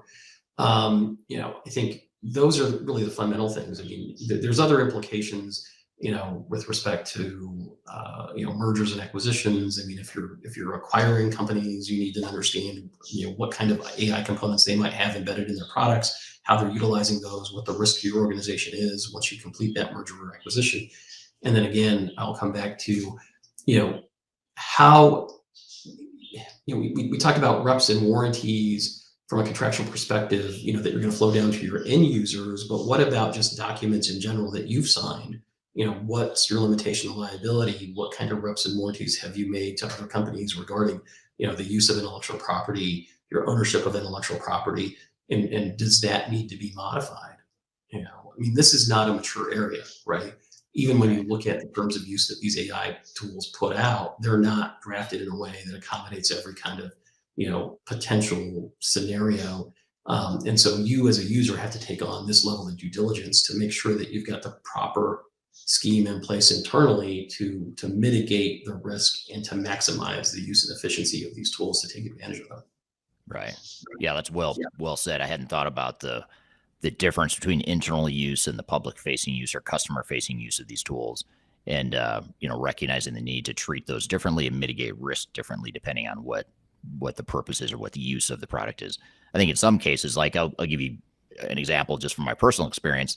I know that there's parts of our team at third stage, they're using ChatGPT, and I didn't tell them to. It's not a policy that you need to use it. We didn't decide to roll it out company wide or anything like that. It's a technology that anyone can go use, just like Google. I don't tell people to use Google, but they do. They use it when they need to go find something or they're looking for something. And similarly, people are using ChatGPT in that way. But we've started to reinforce the caution that needs to be applied here, both in terms of information that might get leaked, but also not relying too much on ChatGPT, because just like Google, we're not going to go Google best practices for how to make a digital transformation successful. That's not what we do. It's based on our experience and that sort of thing. But we might augment that experience with information we find there. But we also have to recognize that just because it's on the internet, just because it's on ChatGPT, doesn't necessarily mean it's true. And so you have to take it with a grain of salt. And so I think just education is a big part of it too, and making sure that in addition to having policies in place, that people are educated of what these risks are, and just how you need to be careful with some of that information. Absolutely. I mean, and the risks are pretty big. It could be, right? Yeah, absolutely. Well, so we didn't talk about this at the beginning of the interview. I think we were both so excited to jump into this topic, we glossed over it. But maybe tell us just quickly a little bit about your, sort of your law practice and what it is you do personally, as well as what TAF does, and maybe just let us know how we can get a hold of you if anyone's interested in chatting with you more about this topic, or they're concerned about it or want to bounce ideas off you. How they get a hold of you? Yeah, absolutely. I mean, like you can go to TAF Law. I'm on there. Marcus Harris. I'm on LinkedIn. You've got a YouTube channel. I mean, I think Marcus Harris Attorney is the easiest way to find me. Unfortunately, you got to put attorney because there's a couple of athletes that rank a lot higher than I do. So, but regardless, my practice is really focused on intellectual property and technology issues, general intellectual property issues, and certainly enterprise software related issues, from litigation to contract drafting and negotiating. And so we're at the forefront of a lot of these data privacy issues, and certainly issues just like this that are starting to come up more and more in our practice and really impact our clients in a big way. And the approach that we have to all of this is it's not the Italian approach where you just say no. It's really an approach where let's get to yes. Let's figure out how to mitigate the risks in a manageable way to get you as a business or a consumer to utilize what you need to use. But as long as you're aware of what you're getting yourself into and you can mitigate it, that's the way we like to approach these things. Yeah, absolutely.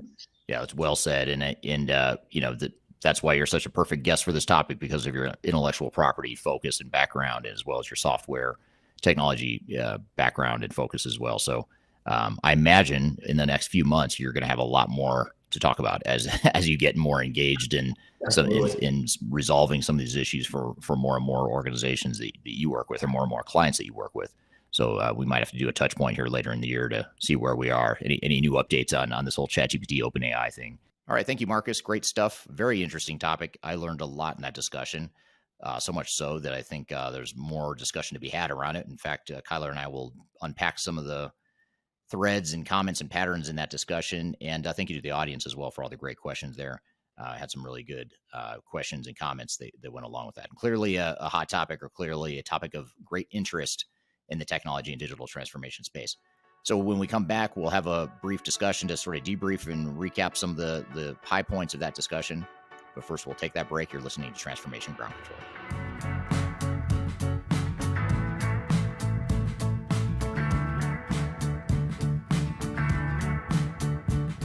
If you are aiming for transformation success, turn to Third Stage Consulting Group. Third Stage's independent and technology agnostic consulting team helps clients define their digital strategies, define their roadmaps, and manage their transformations. With offices in the US, Europe, and Australia, our team helps the world's most forward-thinking organizations through their transformation pitfalls and risks. If you are embarking on a digital transformation or business change initiative, contact Third Stage Consulting to see how we can help you reach the third stage of transformation success. Learn more about us and download independent reports, videos, and other best practices at thirdstageconsulting.com.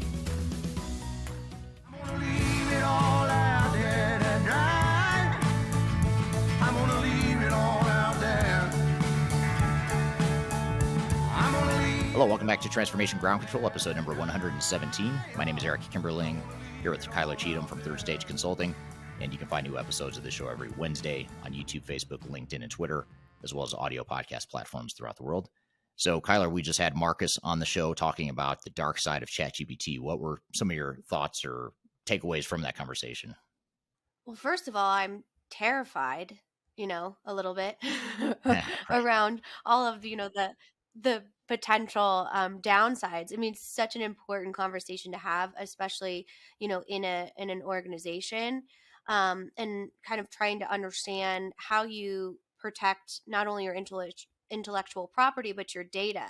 So I guess when we look at it, and you look at organizations now, especially as leaders, executive leaders of organizations, how do you ensure that your workforce is not creating risk for your implementation or intellectual property, when it comes to an example like Samsung, which some of our commenters mentioned that they had some intellectual property that they actually used to fix code, via ChatGPT, that was found via that internal audit. So, what are some safeguards that organizations can do now, knowing it is such a viral trending topic, to ensure that they're educating their workforce or creating kind of some safeguards around these new technologies that do offer a lot of opportunity, but also risk at the same time?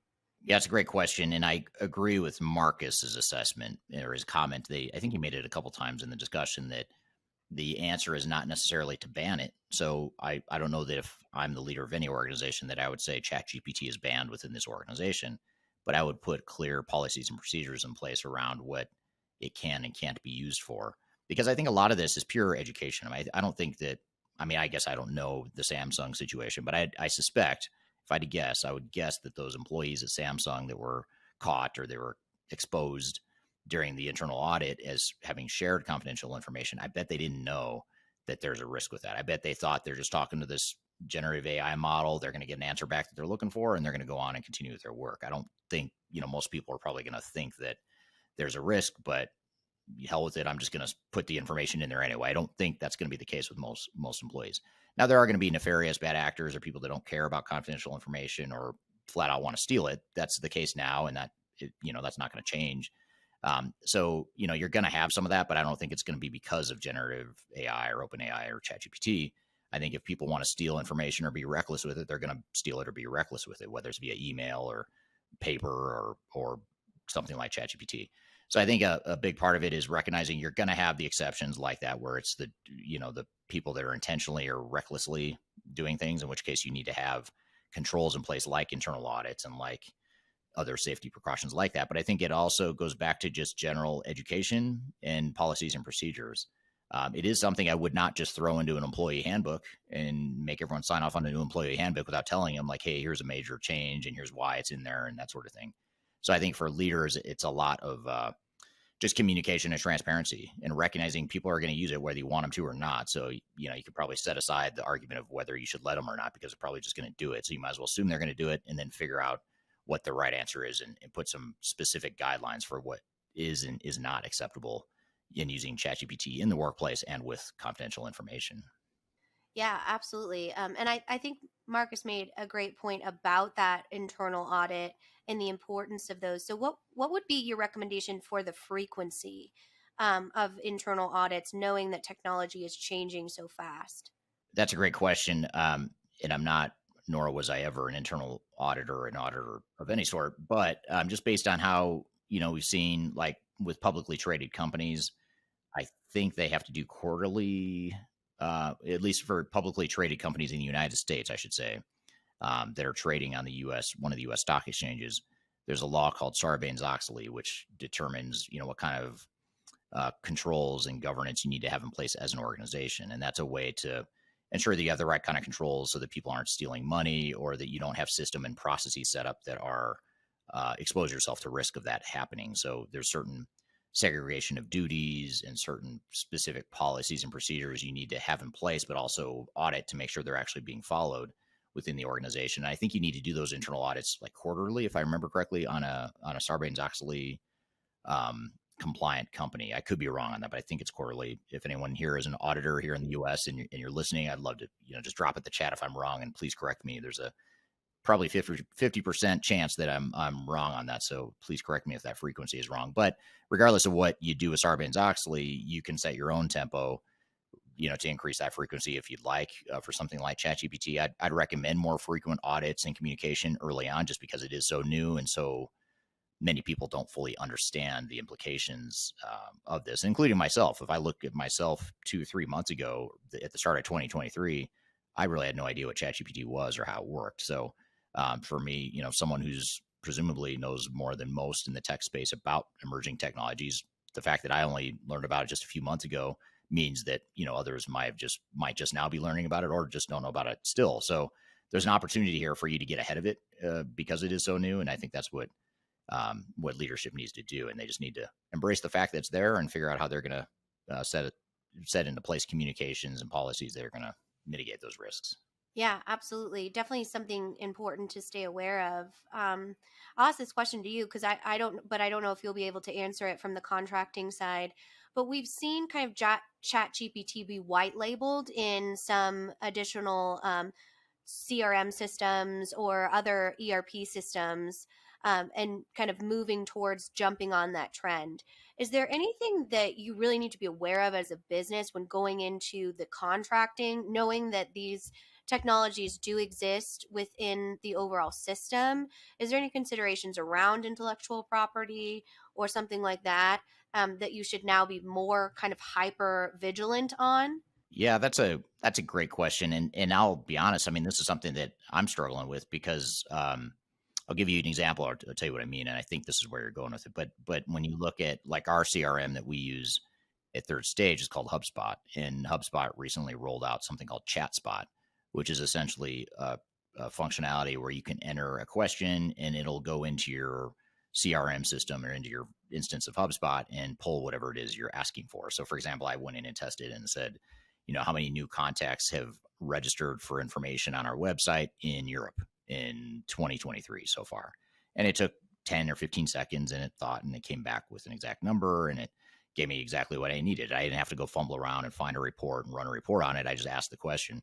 So it made it a little bit easier. But I did wonder when I did that, I was wondering, back to Marcus's point, I was wondering if I asked that question, I don't know what the privacy policy is as it relates to the connection between HubSpot and ChatGPT in this case, because the way ChatSpot works is it's actually using ChatGPT to answer whatever the question is. It just happens to integrate back to HubSpot, our CRM system. So I don't know how that works, but that's a really good point, and that's probably something that maybe we could ask Marcus as a follow-up. Is we talked a lot about the privacy policy for ChatGPT if you're a direct user of ChatGPT, and I think someone on the interview asked the question around that, or they made a comment about the privacy policy and what it says.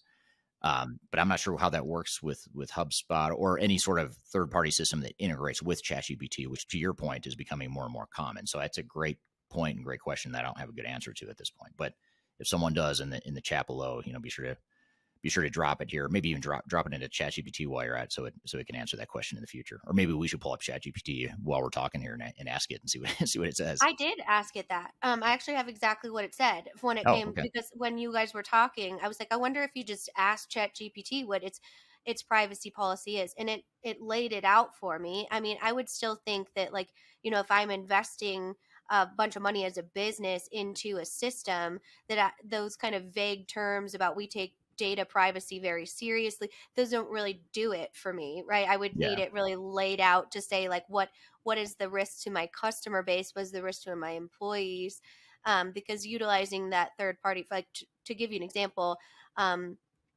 HubSpot chat, or whatever we call it. We've been testing it, my team and I, and we can give it prompts like create a picture of a dog looking at a computer, and it does that. So it really, the opportunity is endless. If I'll post the picture here in the comments so you guys can see what we came up with. It's not beautiful art, but at the same time, the system is understanding. And when you're looking at something that you're creating custom reports to or custom intellectual property graphics, all of those different emails, other types of things, there's a lot of data concerns or security concerns around it. So I just wondered if you had kind of run into that with any of your client conversations of how do we make sure that we're not just kind of putting ourselves out there into the internet so that everybody can see kind of our confidential communications. So Yeah, and that your response here, what you just said, reminds me of a comment Marcus made. Remember, he was talking about the Getty images and how Getty yeah, was suing. I think it was ChatGPT. He was yeah, talking about how they're suing ChatGPT because it's accessing Getty images to use that as a starting point for some of the art that it creates. So I suppose that is. I don't know if that's similar to. This is why I'm not an attorney, because I don't operate well in the black and white world. yeah. Um, but I wonder if that's similar to, um, what you're saying. I wonder if that's similar to the Getty situation. You're talking about third-party systems and data and information, and what's the privacy policy there, and who owns it, all that stuff. Yeah, just a lot to unpack. And certainly we'd love to hear from the audience, some other risks that you think might be associated, or I guess considerations, because risk can have a negative connotation. And obviously, all emerging technology has amazing opportunity to create efficiencies throughout organizations and have a positive impact. But it's important to understand specifically from a risk assessment side that dark side of that overall conversation. So we'll keep up with Marcus. He's usually on a lot of our thought leadership, and he does a lot of different blogs on demand. So if you'd like to hear kind of more about that, we can source some additional information from him. Yeah, he's a great person to reach out to if you do have questions about that, or if you're an organization that's looking to try and get a policy in place or some employment agreements or employee handbooks or whatever. He'd be someone you could bounce ideas around with. To get to the bottom of that. But I do agree, this is something we'll have to keep an eye on. We'll have to watch and see how this unfolds. And something tells me that in the next few weeks, few months, or maybe even by the time this podcast actually appears in the public, things will have changed so much, and you and I will know so much more than we know right now at this very moment. And that's what's so fascinating about it, is every time we have a topic, or every time we talk about it, it seems like it's obsolete within minutes or hours or days. In fact, when I recorded I recorded a video recently that was, I think last week, published on my YouTube channel that was basically what is ChatGPT and what are the pros and cons. And I remember the day I filmed, one of our team members, literally like 5 minutes before I was going to film it, gave me an article and said, "Oh, you got to see this." And it was the article about how Elon Musk and Bill Gates and some other tech industry leaders were calling for a pause on any development of AI for 6 months while the world figures out what's going on. So that was just an example. And then it was about 2 weeks prior to it getting published that I filmed it. So 2 weeks go by, between the editing process and the review that we do internally and all that stuff. So 2 weeks later, video appears on YouTube. And I feel like already, there's stuff that I heard when I watched it and thought, oh, I should have talked about this or that, but I didn't know it at the time. So this is something that I think is going to continue to evolve very quickly. So we'll continue to keep a pulse on that here on this podcast, among other topics, of course. So, well, good. Well, good stuff. Well, thank you for the great questions there, both to you, Kyler, and to the audience, and most certainly to Marcus as well for being here. Really appreciate having him on the show.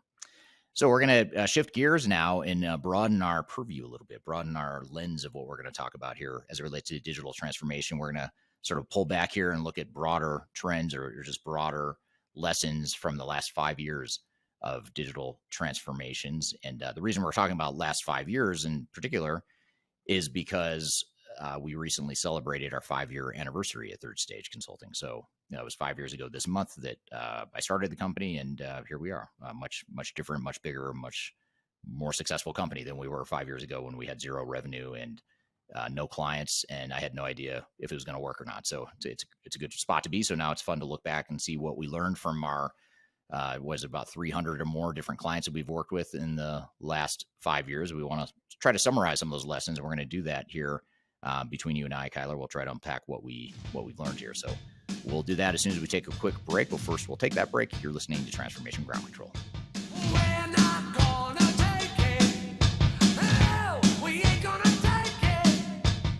If you are involved in any sort of digital transformation or business change initiative, you will want to download the 2021 Digital Transformation Report.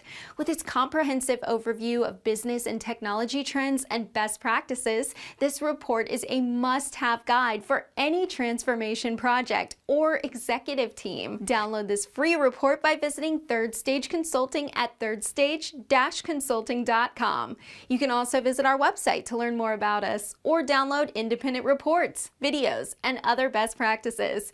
Again, visit thirdstage-consulting.com today to learn how to take your transformation to the third stage of success.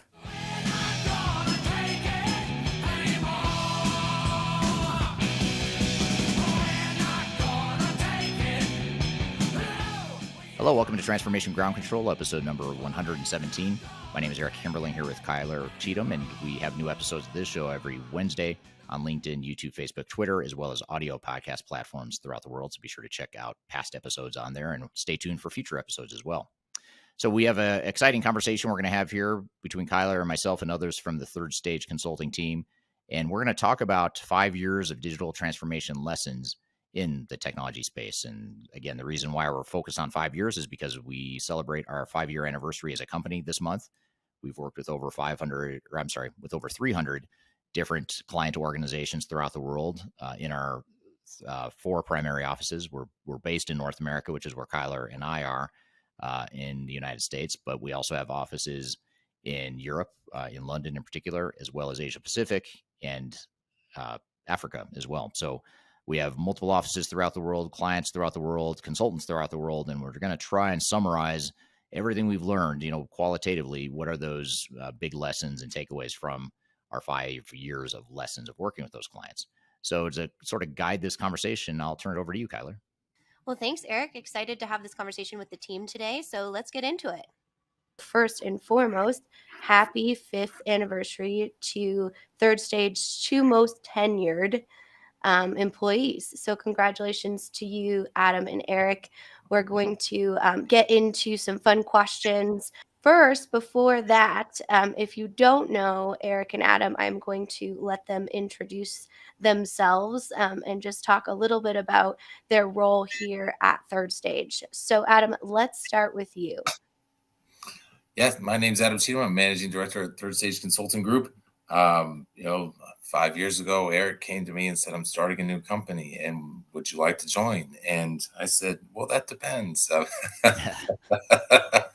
Obviously, it turned out fairly well for each of us. Really proud to be here. This is a great milestone for Third Stage Consulting Group. So glad to see so many people from so far away. I see Lebanon, India, the Netherlands. I saw Nigeria in there, of course, Denver, London. Whoa, you're stealing my job there, buddy. Well, I just am fascinated by it. I love our reach. I love our company. It's just a great position for us to be in, and just a great resounding success that shows with the people that love to join us on these. So thanks for having me. Absolutely. And over to you, Eric, obviously CEO and founder. Maybe give us kind of your overall vision of starting the company and some exciting milestones to kick us off today. Sure. Well, I'd love to say that I had this really deliberate, well thought out strategy when I started the company, but that wasn't quite how it worked. I was a bit terrified when I started the company, having left my previous company that I'd started before, and to start this one was a very difficult decision. It was a hard time for me personally. So it's really cool to see that not only were we able to survive, not only was I able to just feed my family. That's really my main goal to start, was just to make sure, I could not disrupt our income as a family. So it's cool to see us going from that sort of survival mode, will we make it mode, quickly into high growth mode. And I remember about 3 months in, or maybe less, realizing, wow, I think this is really going to take off, and I think this is going to work really well. So, and I think the other cool thing about us as a company that I'm proud of is that our team and our company really values that tech agnostic, client focused approach. In an industry that is sketchy at best, at times, and unethical at its worst, and illegal at its worst.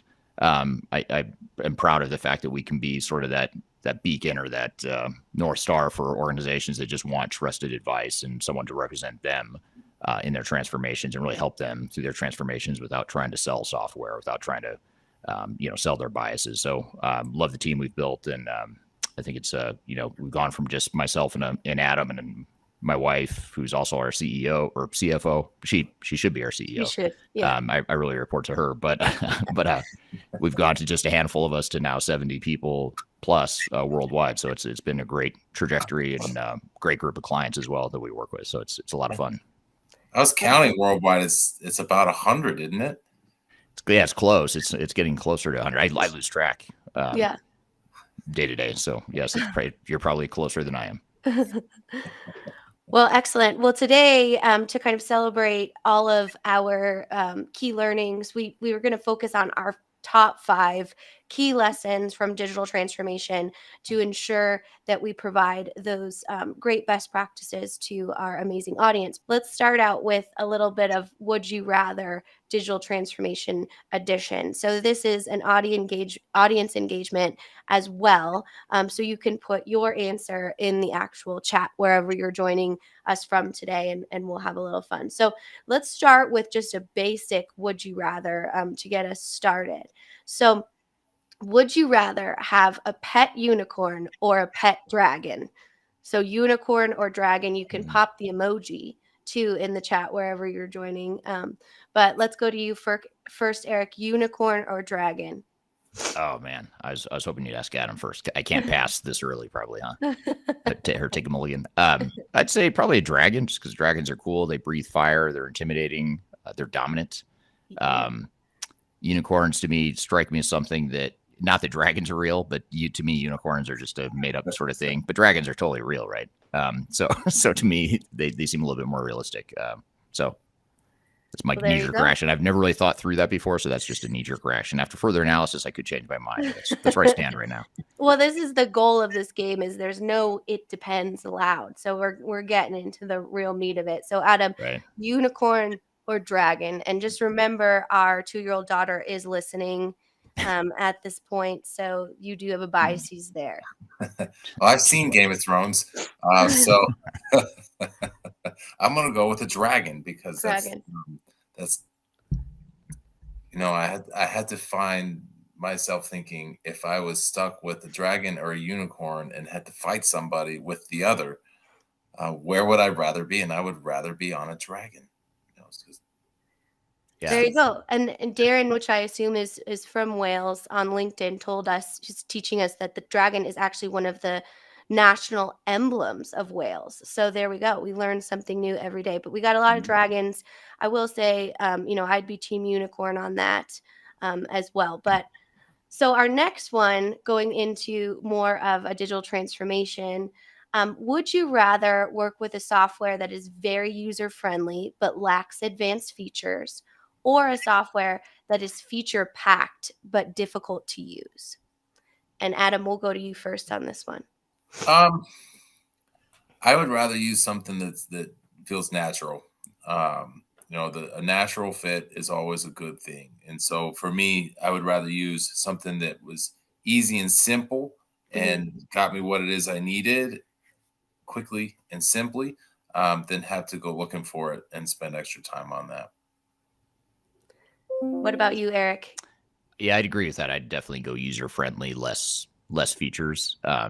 Partly because you look at most organizations, they can't get the value out of the simplest technologies as it is. So the last thing they need is more complexity and more features. They just need to figure out how to use the ones they've got.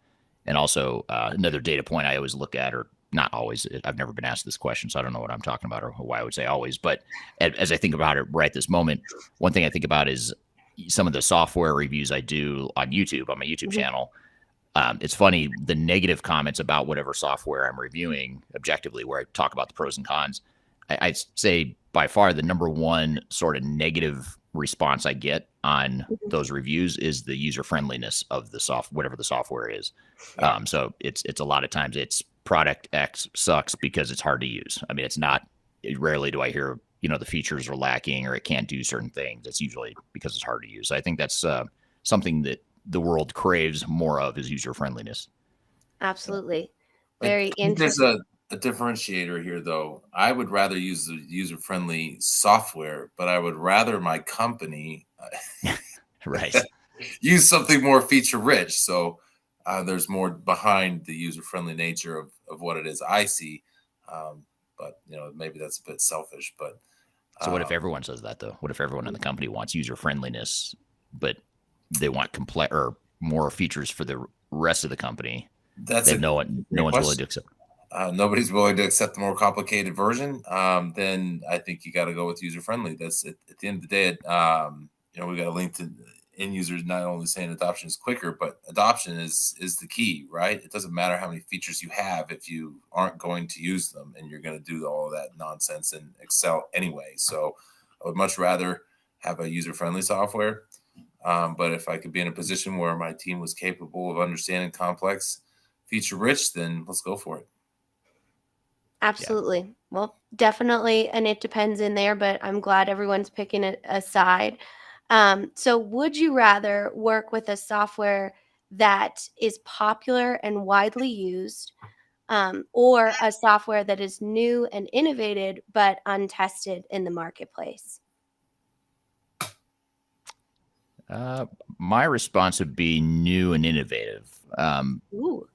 Probably, I mean, mainly because if the more established vendors, oftentimes they're slower to change and they're less focused on whatever function it is. I guess my caveat to that response is assuming that this newer innovative technology is more focused on what I need, then I'd rather have that newer technology that's more focused on what I need versus a more established one that's perhaps trying to be everything to everyone or too rigid in its approach. Because if I'm using technology as a competitive differentiator and a way to get ahead, then I'd rather have the newer, more innovative one. And whatever technical deficiencies or functional deficiencies there are, those are easier to overcome than a lack of fit or lack of alignment with what I'm trying to do as a business.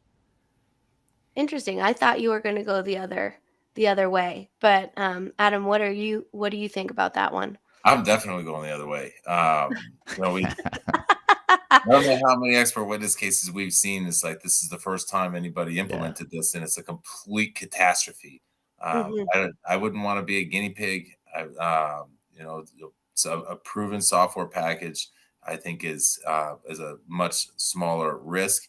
And I think it's less on the technology's responsibility to be innovative at your company than it is your business's responsibility to be innovative. So if you put the innovation of your business on your business people, then the technology just needs to support that. And if you get into the space where you are in a very niche industry that needs something very specific to be innovative, especially if your product is technology, that might sway the answer in the other direction. But for the most part, companies out there that are doing things that have been done for a long time are fairly well proven in a software package. There's a lot to be said for that. And I'd hate to be the first person who implemented SAP S/4HANA. But today, I'd be all right with that as long as you get it right, So I'd hate to be the first person who implemented NetSuite. But today, it's a proven software package. Works out great. It can be innovative and proven at the same time. And I would rather go with proven. Absolutely. I like the comment that someone on LinkedIn said, I can't see the name of the person, but new and innovative. That's why I thought ahead and bought a Betamax, which is pretty funny. For those of you that don't know, it's the old, before there was DVD, before there was VHS, there was something called Betamax, which was actually one of the pioneer, or it was kind of a pioneer high quality way of portable electronic video watching. And it didn't quite last beyond a sort of a flash in the pan timeline. So you may also remember HD DVD. Yeah, right. Or Blu-ray. I have no idea what you guys are talking about. No, I'm just joking. How about Blu-ray? That was another one. Yeah, that was a flop as well. But this LinkedIn user, says it depends on the situation and what I'm trying to help the client implement. That's what Adam and Eric wish they could say, but unfortunately, I'm forcing them into picking an answer in this one. We're here with members of the Third Stage team talking about 5 years of lessons with our clients over the 5 years that we've been in business as a company. We've got a lot more to cover. We're going to take a quick break. We'll be back with more Transformation Ground Control.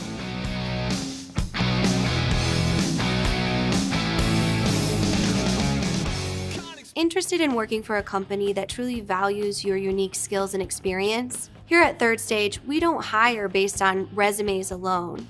We look at the full candidate, experience, and willingness to provide excellent service for our clients. Within a technology independent and agnostic consulting firm, you have the opportunity to learn across industries with a diverse group of clients. Our consultants also have the opportunity to diversify their portfolio and learn across technology systems. If you're interested in joining a high-growth entrepreneurial organization, please reach out to us at work@thirdstage-consulting.com.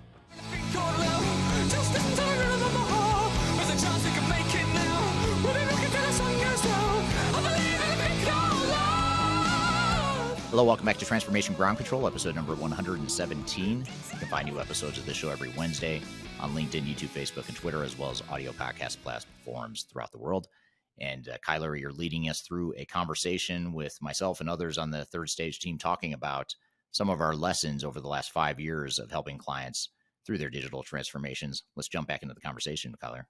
And this one's really going to just blow up the chat here because it's very controversial. Would you rather work with a software that is cloud-based or on-premise? Cloud-based, for sure. I want to set it Cloud-based. and get it. What about you, Eric?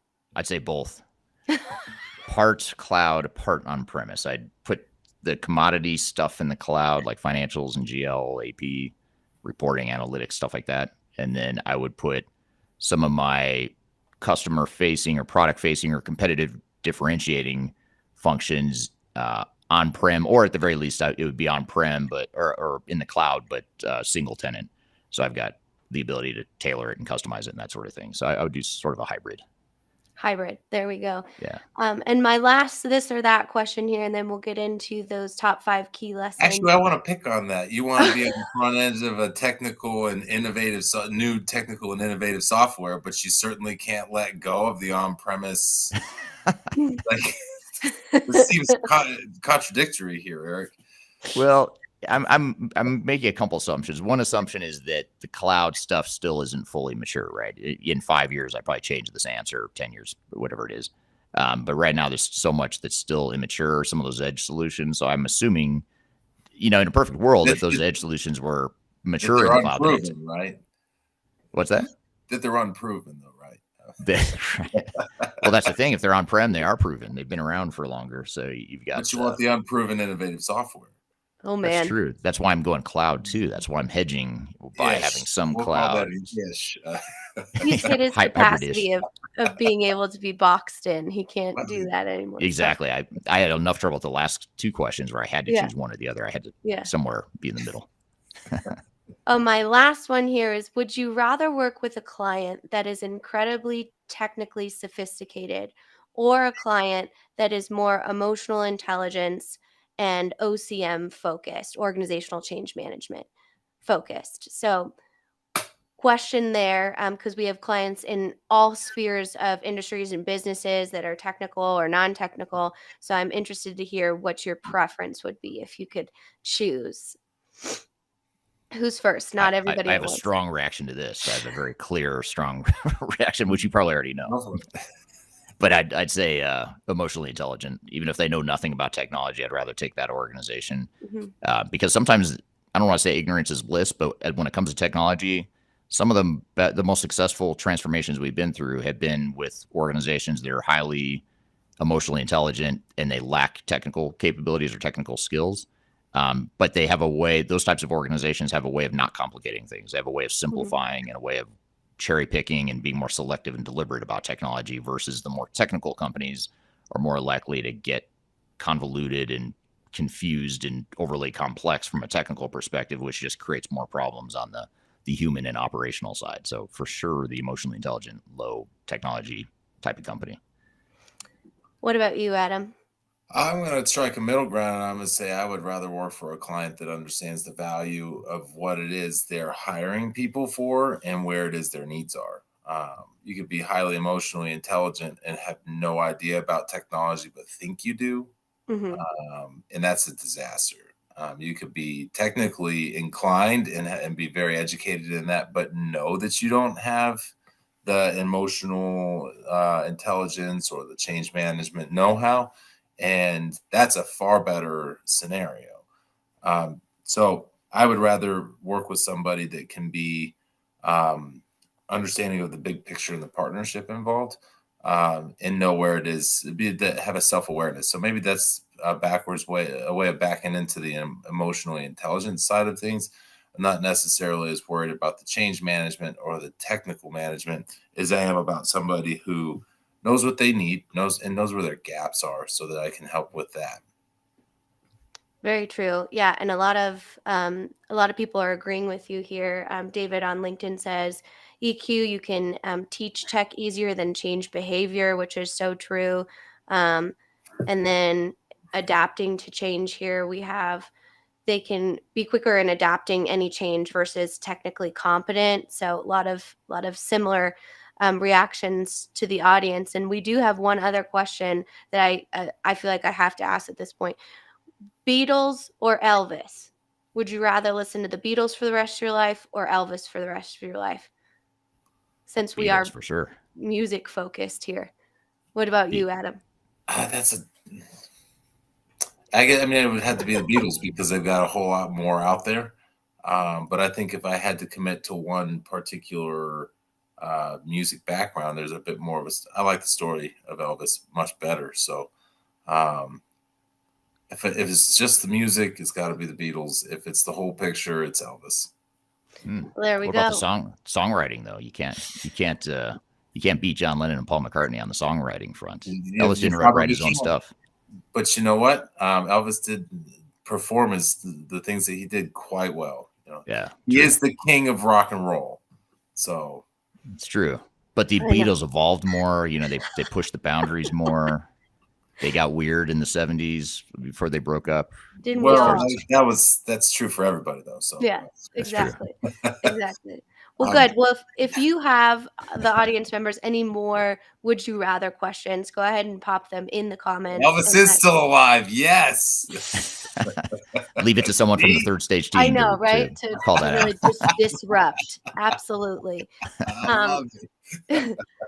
But if you have additional questions for Adam and Eric, as I pull them back on track here to talk about these top key lessons about digital transformation, go ahead and pop it in the comments wherever you're joining.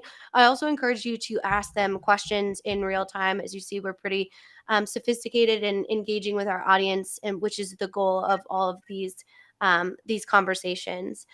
So with that, let's get into kind of the 5 key lessons that we look at. So I want to kind of go back to the importance of technology agnostic and independent advice in the overall digital transformation area, just to kind of set the baseline for why do companies like Third Stage or Third Stage advisors, why are they so important to have that perspective and that dedication to business goals in the overall dynamic of a digital transformation. So with that, let's go to Adam first as well. What's the question? He's still thinking about Beatles and Elvis. I know, right? I should have never started with a game because now we can't know. So I asked, what is the importance of independent and technology advice or situations in the digital transformation marketplace? And it looks like probably one of our children interrupted him. So now we're going to go to Eric with that question. We have a 2 and a 4-year-old, so it's a wild time at the Cheatham household. I like how he just went off camera instead. Yeah, he was like, no. He's like, no, I don't like that question. Pass. So I guess I have to answer it. Yeah, you do. Yeah, so I think when I look at the industry and the reason I wanted to start a company that was independent and tech agnostic is just because the industry as a whole the tech industry is so big and sophisticated and well designed to sell software. I mean, you've built not only software vendors, but a whole ecosystem of system integrators and consultants and industry analysts. They're all on the side of vendors. Vendors are using their money and influence to influence the market to adapt as much of their software as possible. And there's nothing wrong with the profit motive or capitalism, at least in my opinion, but it becomes a problem when you're a customer and you need someone to represent you and not the software vendors. It's just it's not a level playing field, or it hasn't been historically.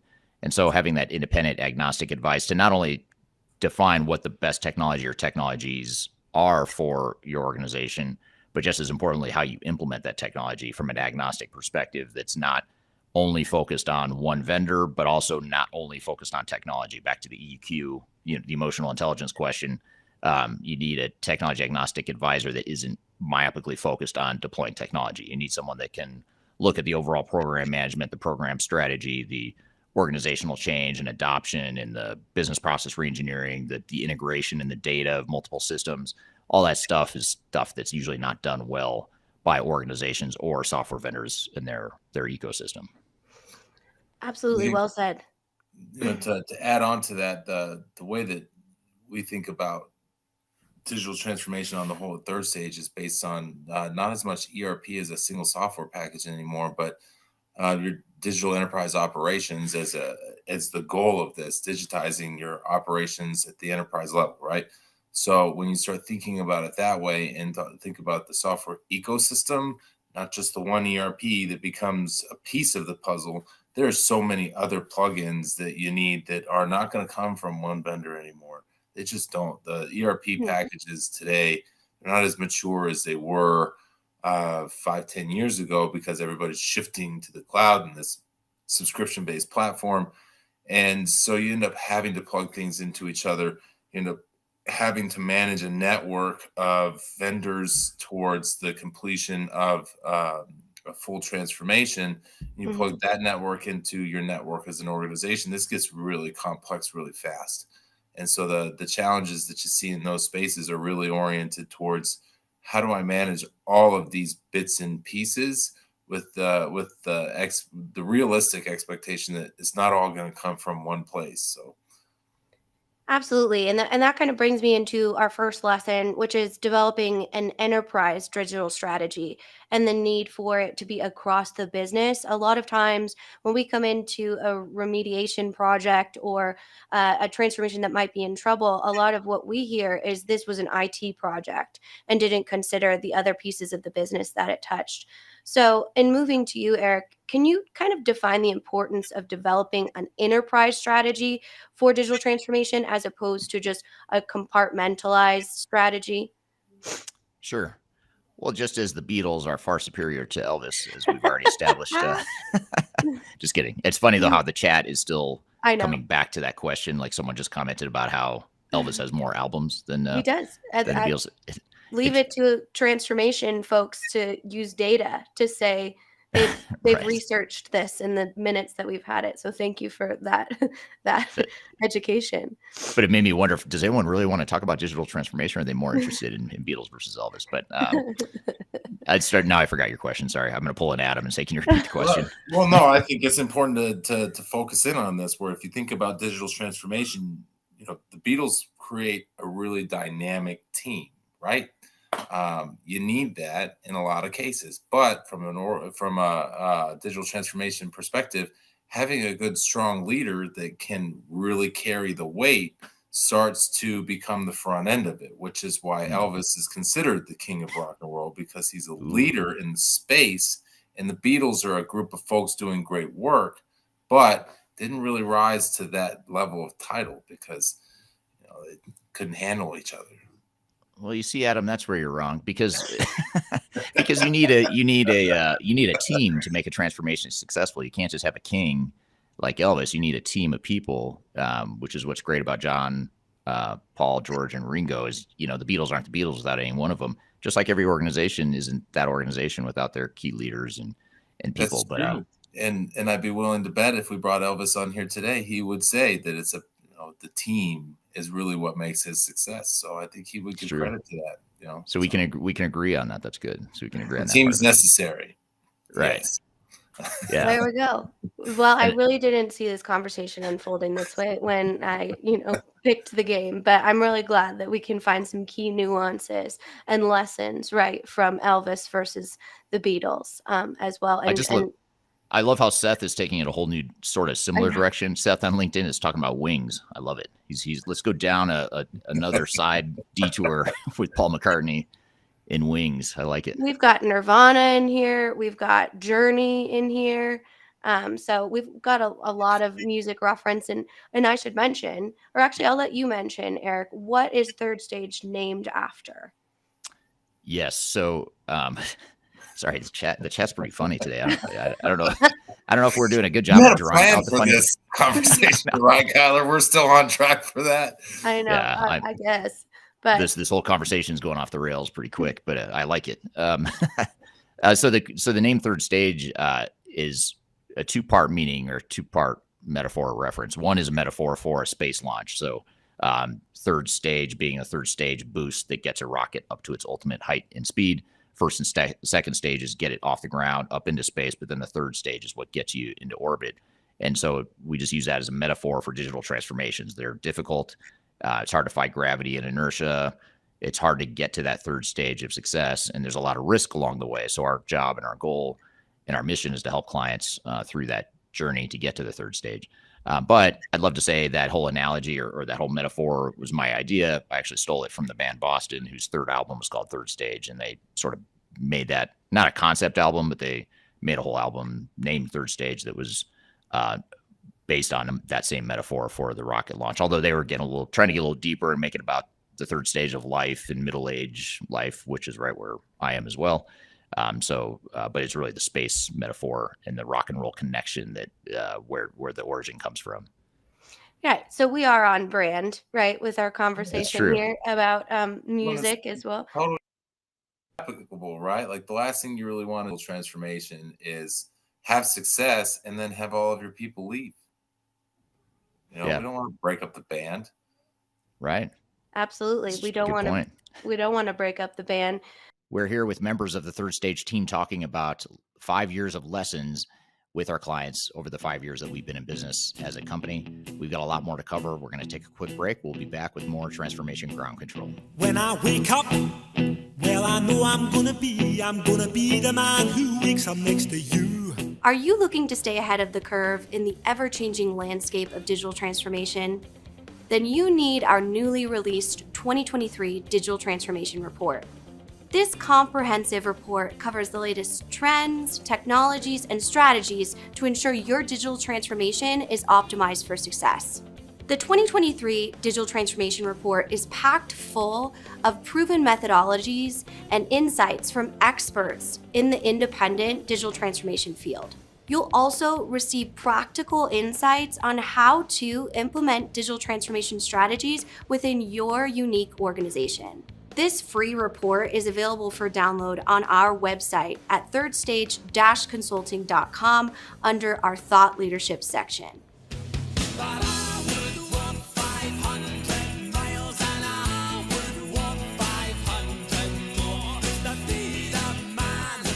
Hello, welcome back to Transformation Ground Control, episode number 117. You can find new episodes of this show every Wednesday on LinkedIn, YouTube, Facebook, and Twitter, as well as audio podcast platforms throughout the world. And Kyler, you're leading us through a conversation with myself and others on the third stage team talking about some of our lessons over the last 5 years of helping clients through their digital transformations. Let's jump back into the conversation, Kyler. Our second lesson is embracing innovation. So we kind of talked about the importance of that innovation versus the balance of having a really established system. So I want to talk a little bit about the strategies for fostering an innovation within an organization to make sure you're getting in front of things like the resistance to change or the fear of new emerging technologies. So Adam, can you talk a little bit about the importance of having that innovative mindset on your transformation core team? Yeah. So I think that the reasoning behind this is what you want to get after, right? What are we trying to do with a digital transformation? And we are trying to gain efficiencies and effectiveness and additional visibility and transparency and all of these great things into our business. And we're talking about creating an innovative change.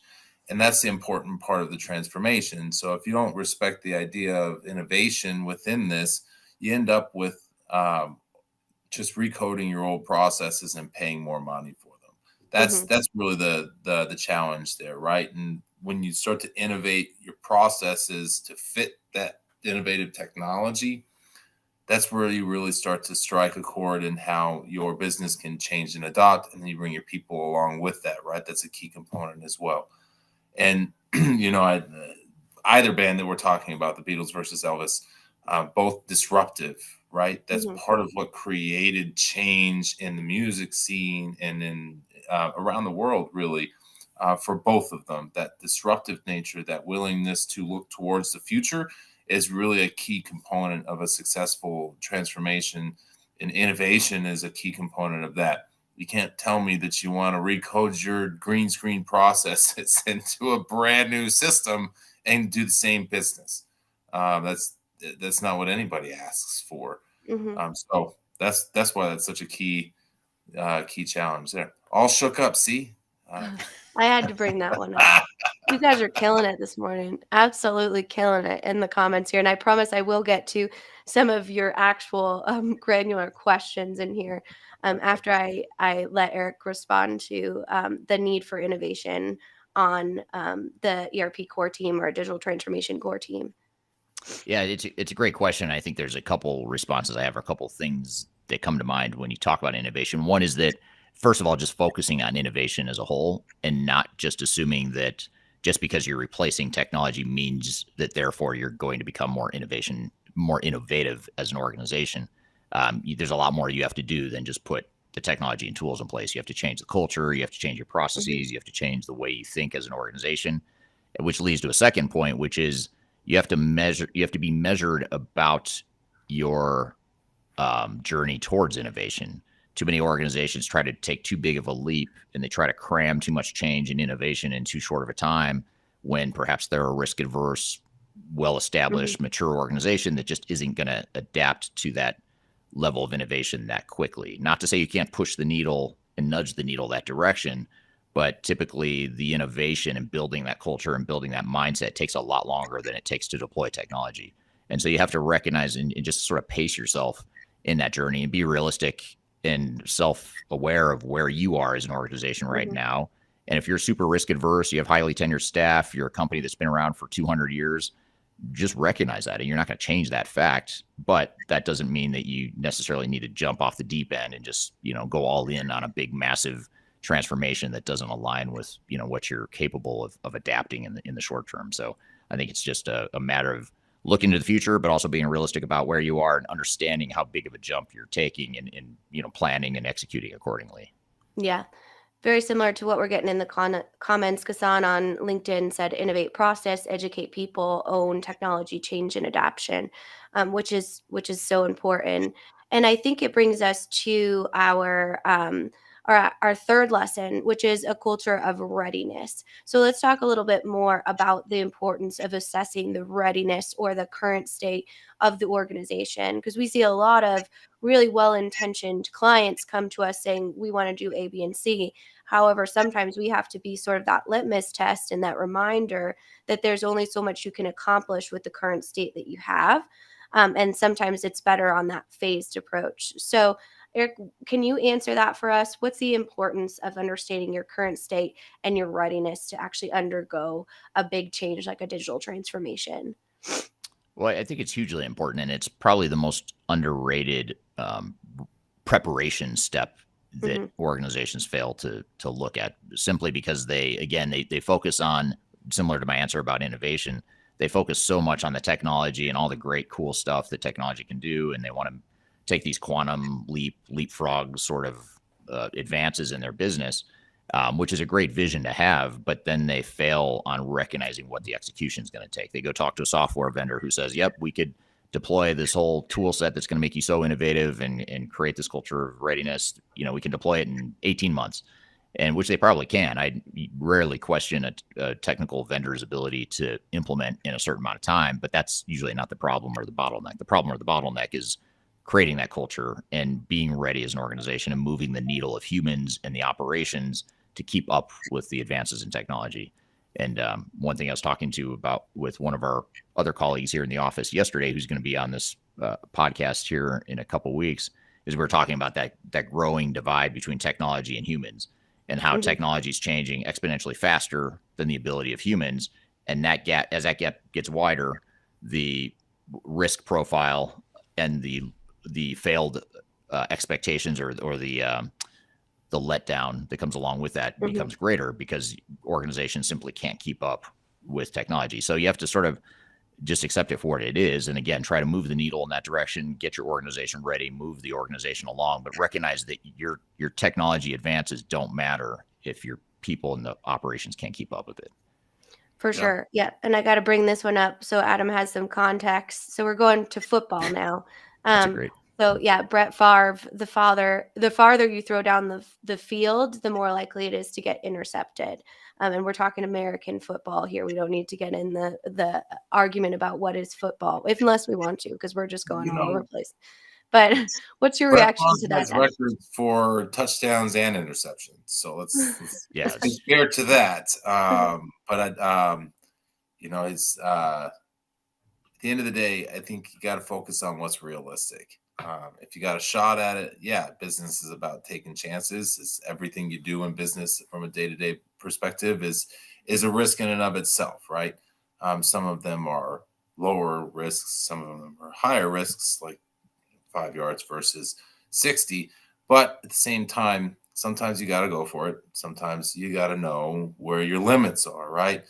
You know, if you ask me to throw a football down the field, I'd be surprised if anybody caught it. So there's also that. But understanding who you are, and this kind of goes back to that earlier question on EQ versus technical capability, you got to know what it is your capacity for change is and how big of a change we're making, right? We got some folks that are moving from a semi-modern ERP to a modern ERP, ECC 6 to S4HANA, or EBS to ERP Cloud, or you know, an older version of M4 to a newer version of M4. They're all moving from something that was implemented in the early 2000s to something that was designed to be implemented now. And then there are folks who are literally telling us we have been on this software since 1980. That change is going to be more significant. And so the scope and the magnitude of that change is a key component of it, right? How far are we going? And then what are our people's capacity for change? Folks that tend to change more regularly tend to be a little bit more caught up. So the farther behind you are, that's usually an indicator that you're also going to struggle with the ability to capture that change. So that's where I think about readiness, to get back to that conversation, which is knowing who you are and what you're working with. How far are we going? What does our future state look like? Not everybody out there needs to be on the bleeding edge of technology, and there are more traditional industries that are going to be more conservative in where it is they're going to go. So they don't want to be on the cloud. They don't want to be on the front end of it, and that's okay. That moves the baseline of change back a little bit, makes it maybe more attainable. So how much change can we consume at once? And then your plan should realize that, right? We want to take this in digestible bites, as opposed to all at once. So that's the way I think about readiness, and understanding where it is you're coming from, where it is you're going, and how it is you're going to be able to get there. What tools you have, those types of things. Absolutely. Yeah, those incremental steps, certainly. That's definitely important to kind of understand. So I'm still on the Brett Favre thing. I have to come back to that for a second because I have an important analogy here. So we're based. So Third Stage as a company is based in Denver. Our global headquarters is based in Denver, and that's where I am today. And you guys are close to Denver as well. But the reason I bring up Denver is because Brett Favre or Denver Broncos, the first Super Bowl they won was against Brett Favre. And if you look at the stats of that game, I mean, Brett Favre did the Brett Favre stuff. He had more passes, he had more yards. John Elway from the Denver Broncos did not have a great game, but he made the critical plays where he needed to. He made the short passes. He had one play that was a critical first down where he ran the ball himself for 5 yards, which he never did. That wasn't his style. And he got hit really hard. And he helicoptered up in the air and hit the ground. And it's like a classic, one of the greatest plays in Denver Broncos history. But that play was largely attributed to why the Broncos won. Now, the reason I'm bringing this all up and tying it back to digital transformation is it was the Broncos won with a really measured strategic approach that was not focused on flashy long passes. It was focused on short passes. It was focused on running the ball with Terrell Davis, and it just wore down the Packers, the Green Bay Packers, which is who Brett Favre played for. It wore down their defense over time, and the Denver Broncos were smaller. They weren't favored. They were the underdogs. But to me, that's a good analogy for digital transformations. I mean, you don't have to take the long, deep pass and hope that someone catches it. It's usually more effective, and you have a higher likelihood of success to take those smaller, measured approaches or steps in your transformation. So I'm trying really hard. It might be a stretch. I'm trying really hard to bring the analogy full circle back to digital transformation here. Yeah, I'm gonna poke a big hole in that and ask, how many attempts did it take? How many failed shots at this did John Elway have before he got it right? 3. He lost 3. Yeah. I think he lost 3 times before he won. But that's another important lesson, is because organizations we work with, clients that we work with, the most successful ones are the ones that have failed in the past. The ones that are the highest risk and the hardest ones to work with are the ones that they've never been through a transformation or they've never failed in a transformation. Then they get this false sense of confidence. They have blind spots. So I actually, I think the reason John Elway won that Super Bowl is because he had lost 3 times and because he was older and wiser, wasn't as athletic and youthful as he was back in their first Super Bowls, but he ends up winning as an old dude. So yeah, there you go. Good point. Well, that's important to understand the power of failure, right? Which kind of brings me to our last lesson, which is investing in the right technology. Because a lot of times we see that failure stem from having a mismatch in selecting the technology for your organization, which can be a very complex undertaking because of the saturation in the marketplace, because of the agendas of vendors when they come in and do demos, which is something, we help kind of remediate. We're here with members of the Third Stage team talking about 5 years of lessons with our clients over the 5 years that we've been in business as a company. We've got a lot more to cover. We're going to take a quick break. We'll be back with more Transformation Ground Control. A man decides after 70 years that what he goes there for. If you are aiming for transformation success, turn to Third Stage Consulting Group.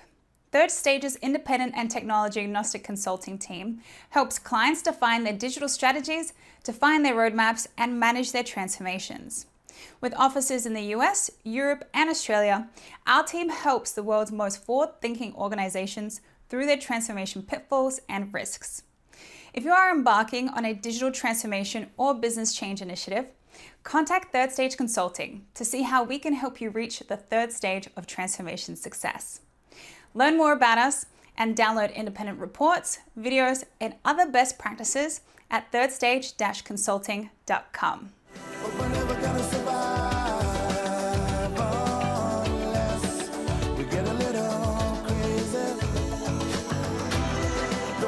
Hello, welcome back to Transformation Ground Control, episode number 117. You can find new episodes of this show every Wednesday on LinkedIn, YouTube, Facebook, and Twitter, as well as audio podcast platforms throughout the world.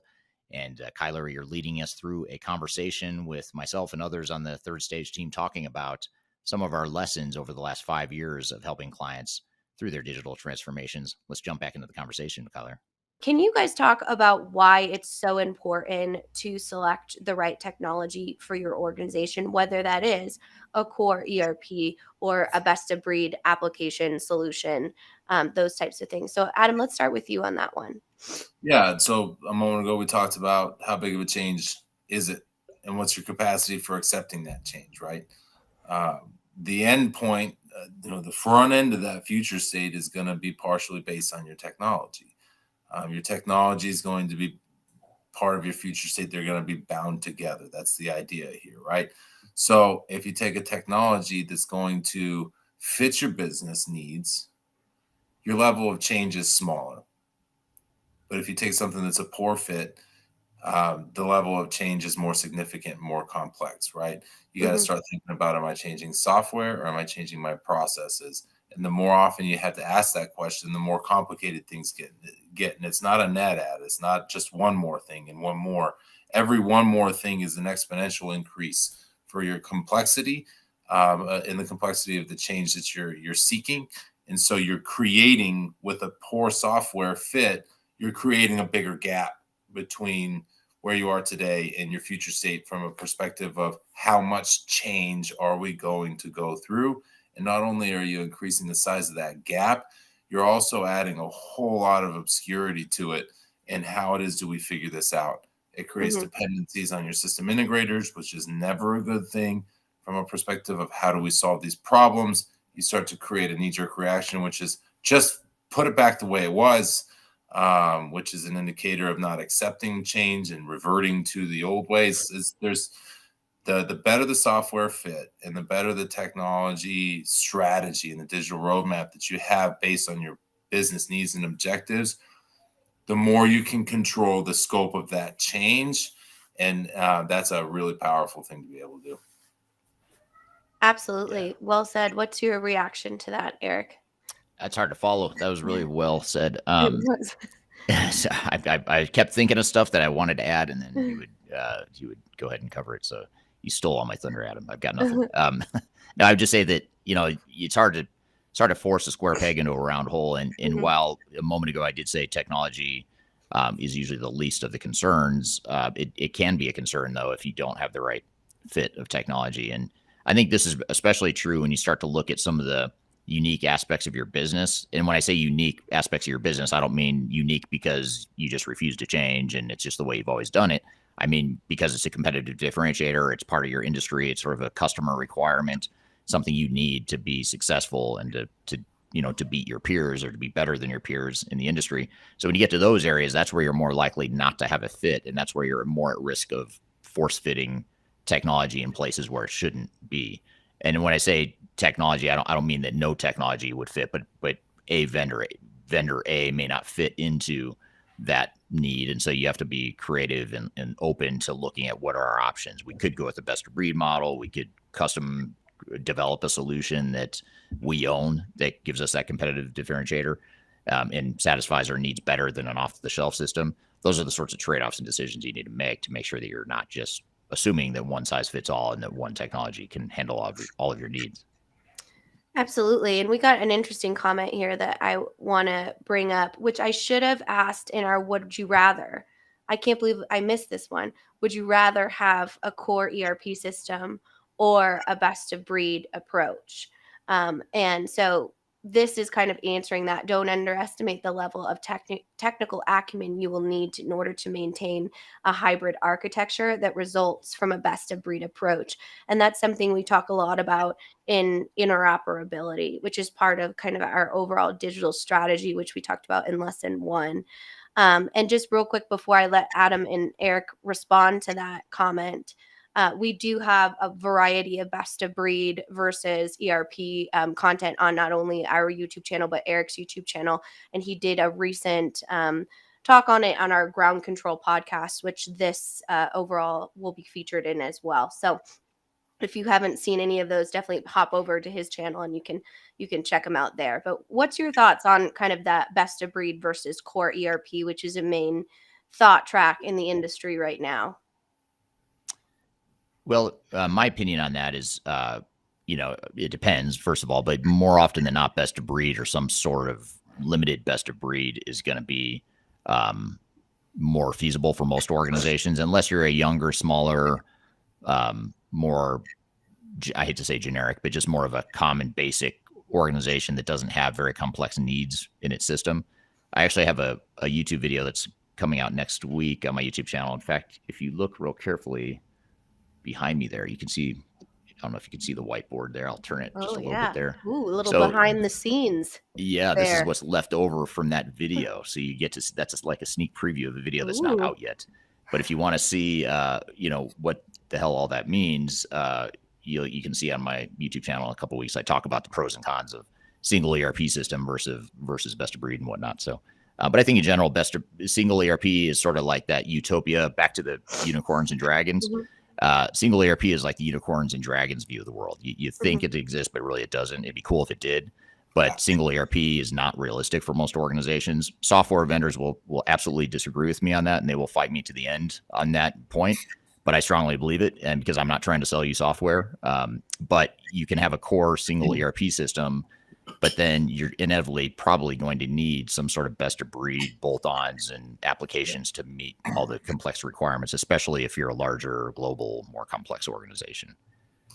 Well, I think that goes to the state of the market right now too, right? 10 years ago, when it's Oracle EBS versus SAP ECC6, I think that answer is different. You could get it all in one box. But technology has evolved since then to not only add more functionality to the availability in the market.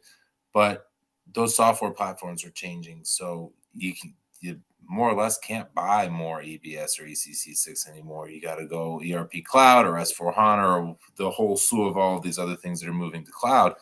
Those are packages that had 30 plus years of development behind them in the real live world and in the market to grow to that level of completion and maturity.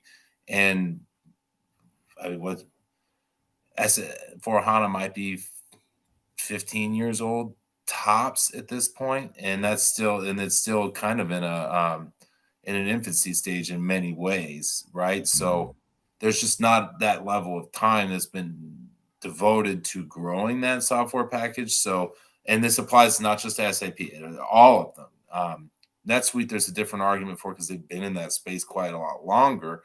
So their spread is a little bit more, a little bit wider. But at the end of the day, they're not running a lot of multi-billion-dollar companies.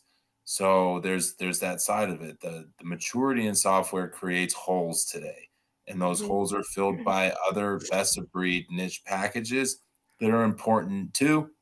And what will happen is the big guys will buy them all up and they'll put them in their software systems.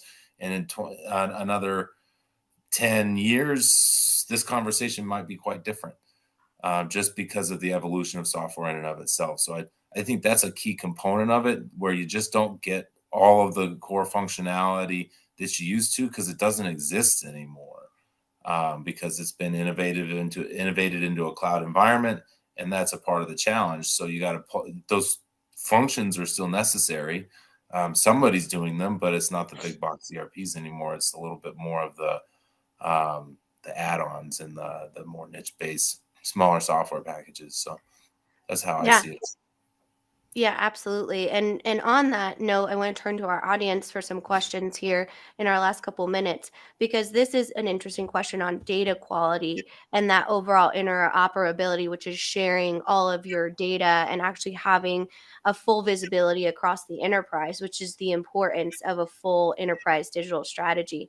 And data quality is something that we see a lot of clients struggle with. So interested to hear your thoughts on this one. And Eric, we'll start with you.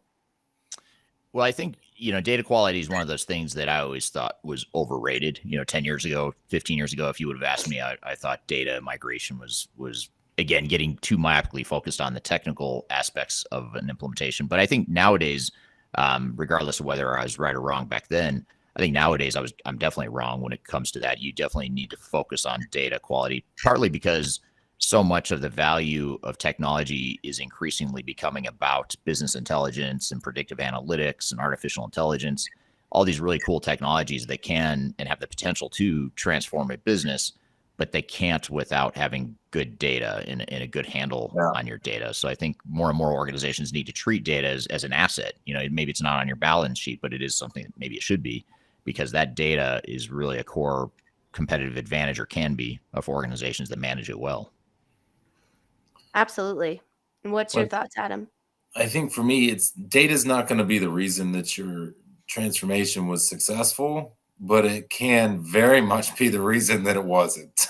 So you have to get it right.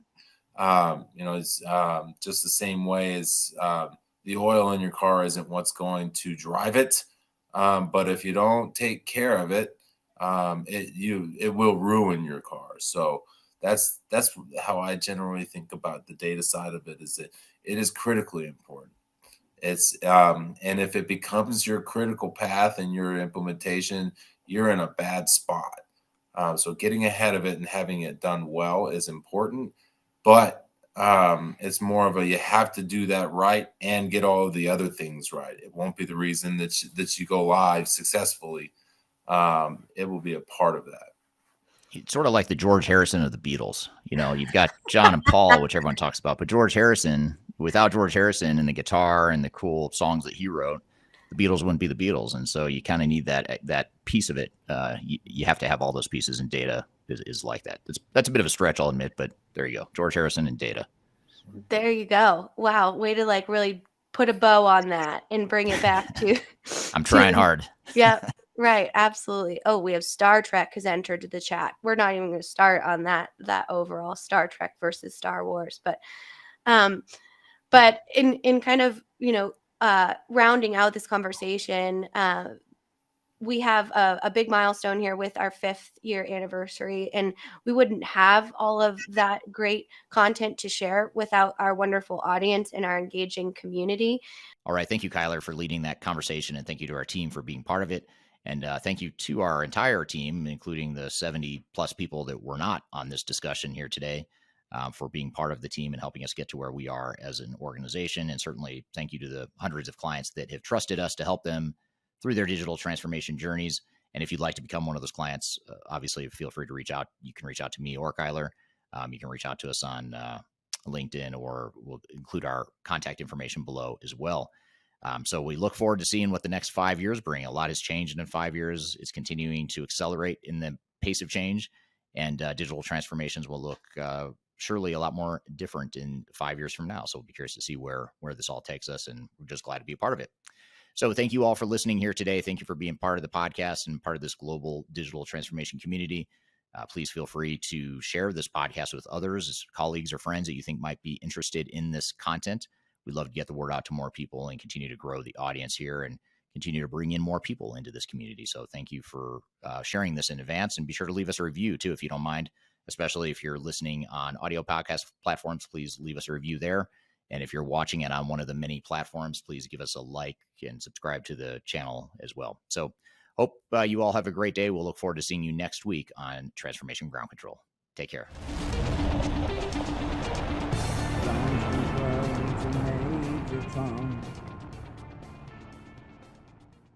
Today in episode number 100 and what is it? I forgot what it is. 17. 17. 17, yeah. I was going to go with 16, but I was like, that doesn't seem right, but I'm not sure. Kyler, Kohler. I almost said Koiler. Killer. Koiler. Hopefully that was, is that all right? It'll be fine. Yeah, oh yeah, it's fine. Yeah, it's authentic. That's why people like this podcast. So Take 2. Cut. Take 2. Cassie can use AI to tweak my voice on that, make it sound right. And can you give me a British accent too while you're at it, Cassie, just so I sound a little more? Cassie loves when I say cut, like I'm directing and editing and stuff. I say that when in our other studio, and the guy's always like, "So what are you doing?" I'm like, "I don't really know. I'm just talking to Cassie, and she's not even here." So yeah. Henceforth, I shall have a British accent because my real one's terrible, but AI can handle it. And action. Just kidding. Hello, welcome to Transformation Ground Control, episode number 100. Wow. 3rd time's a charm.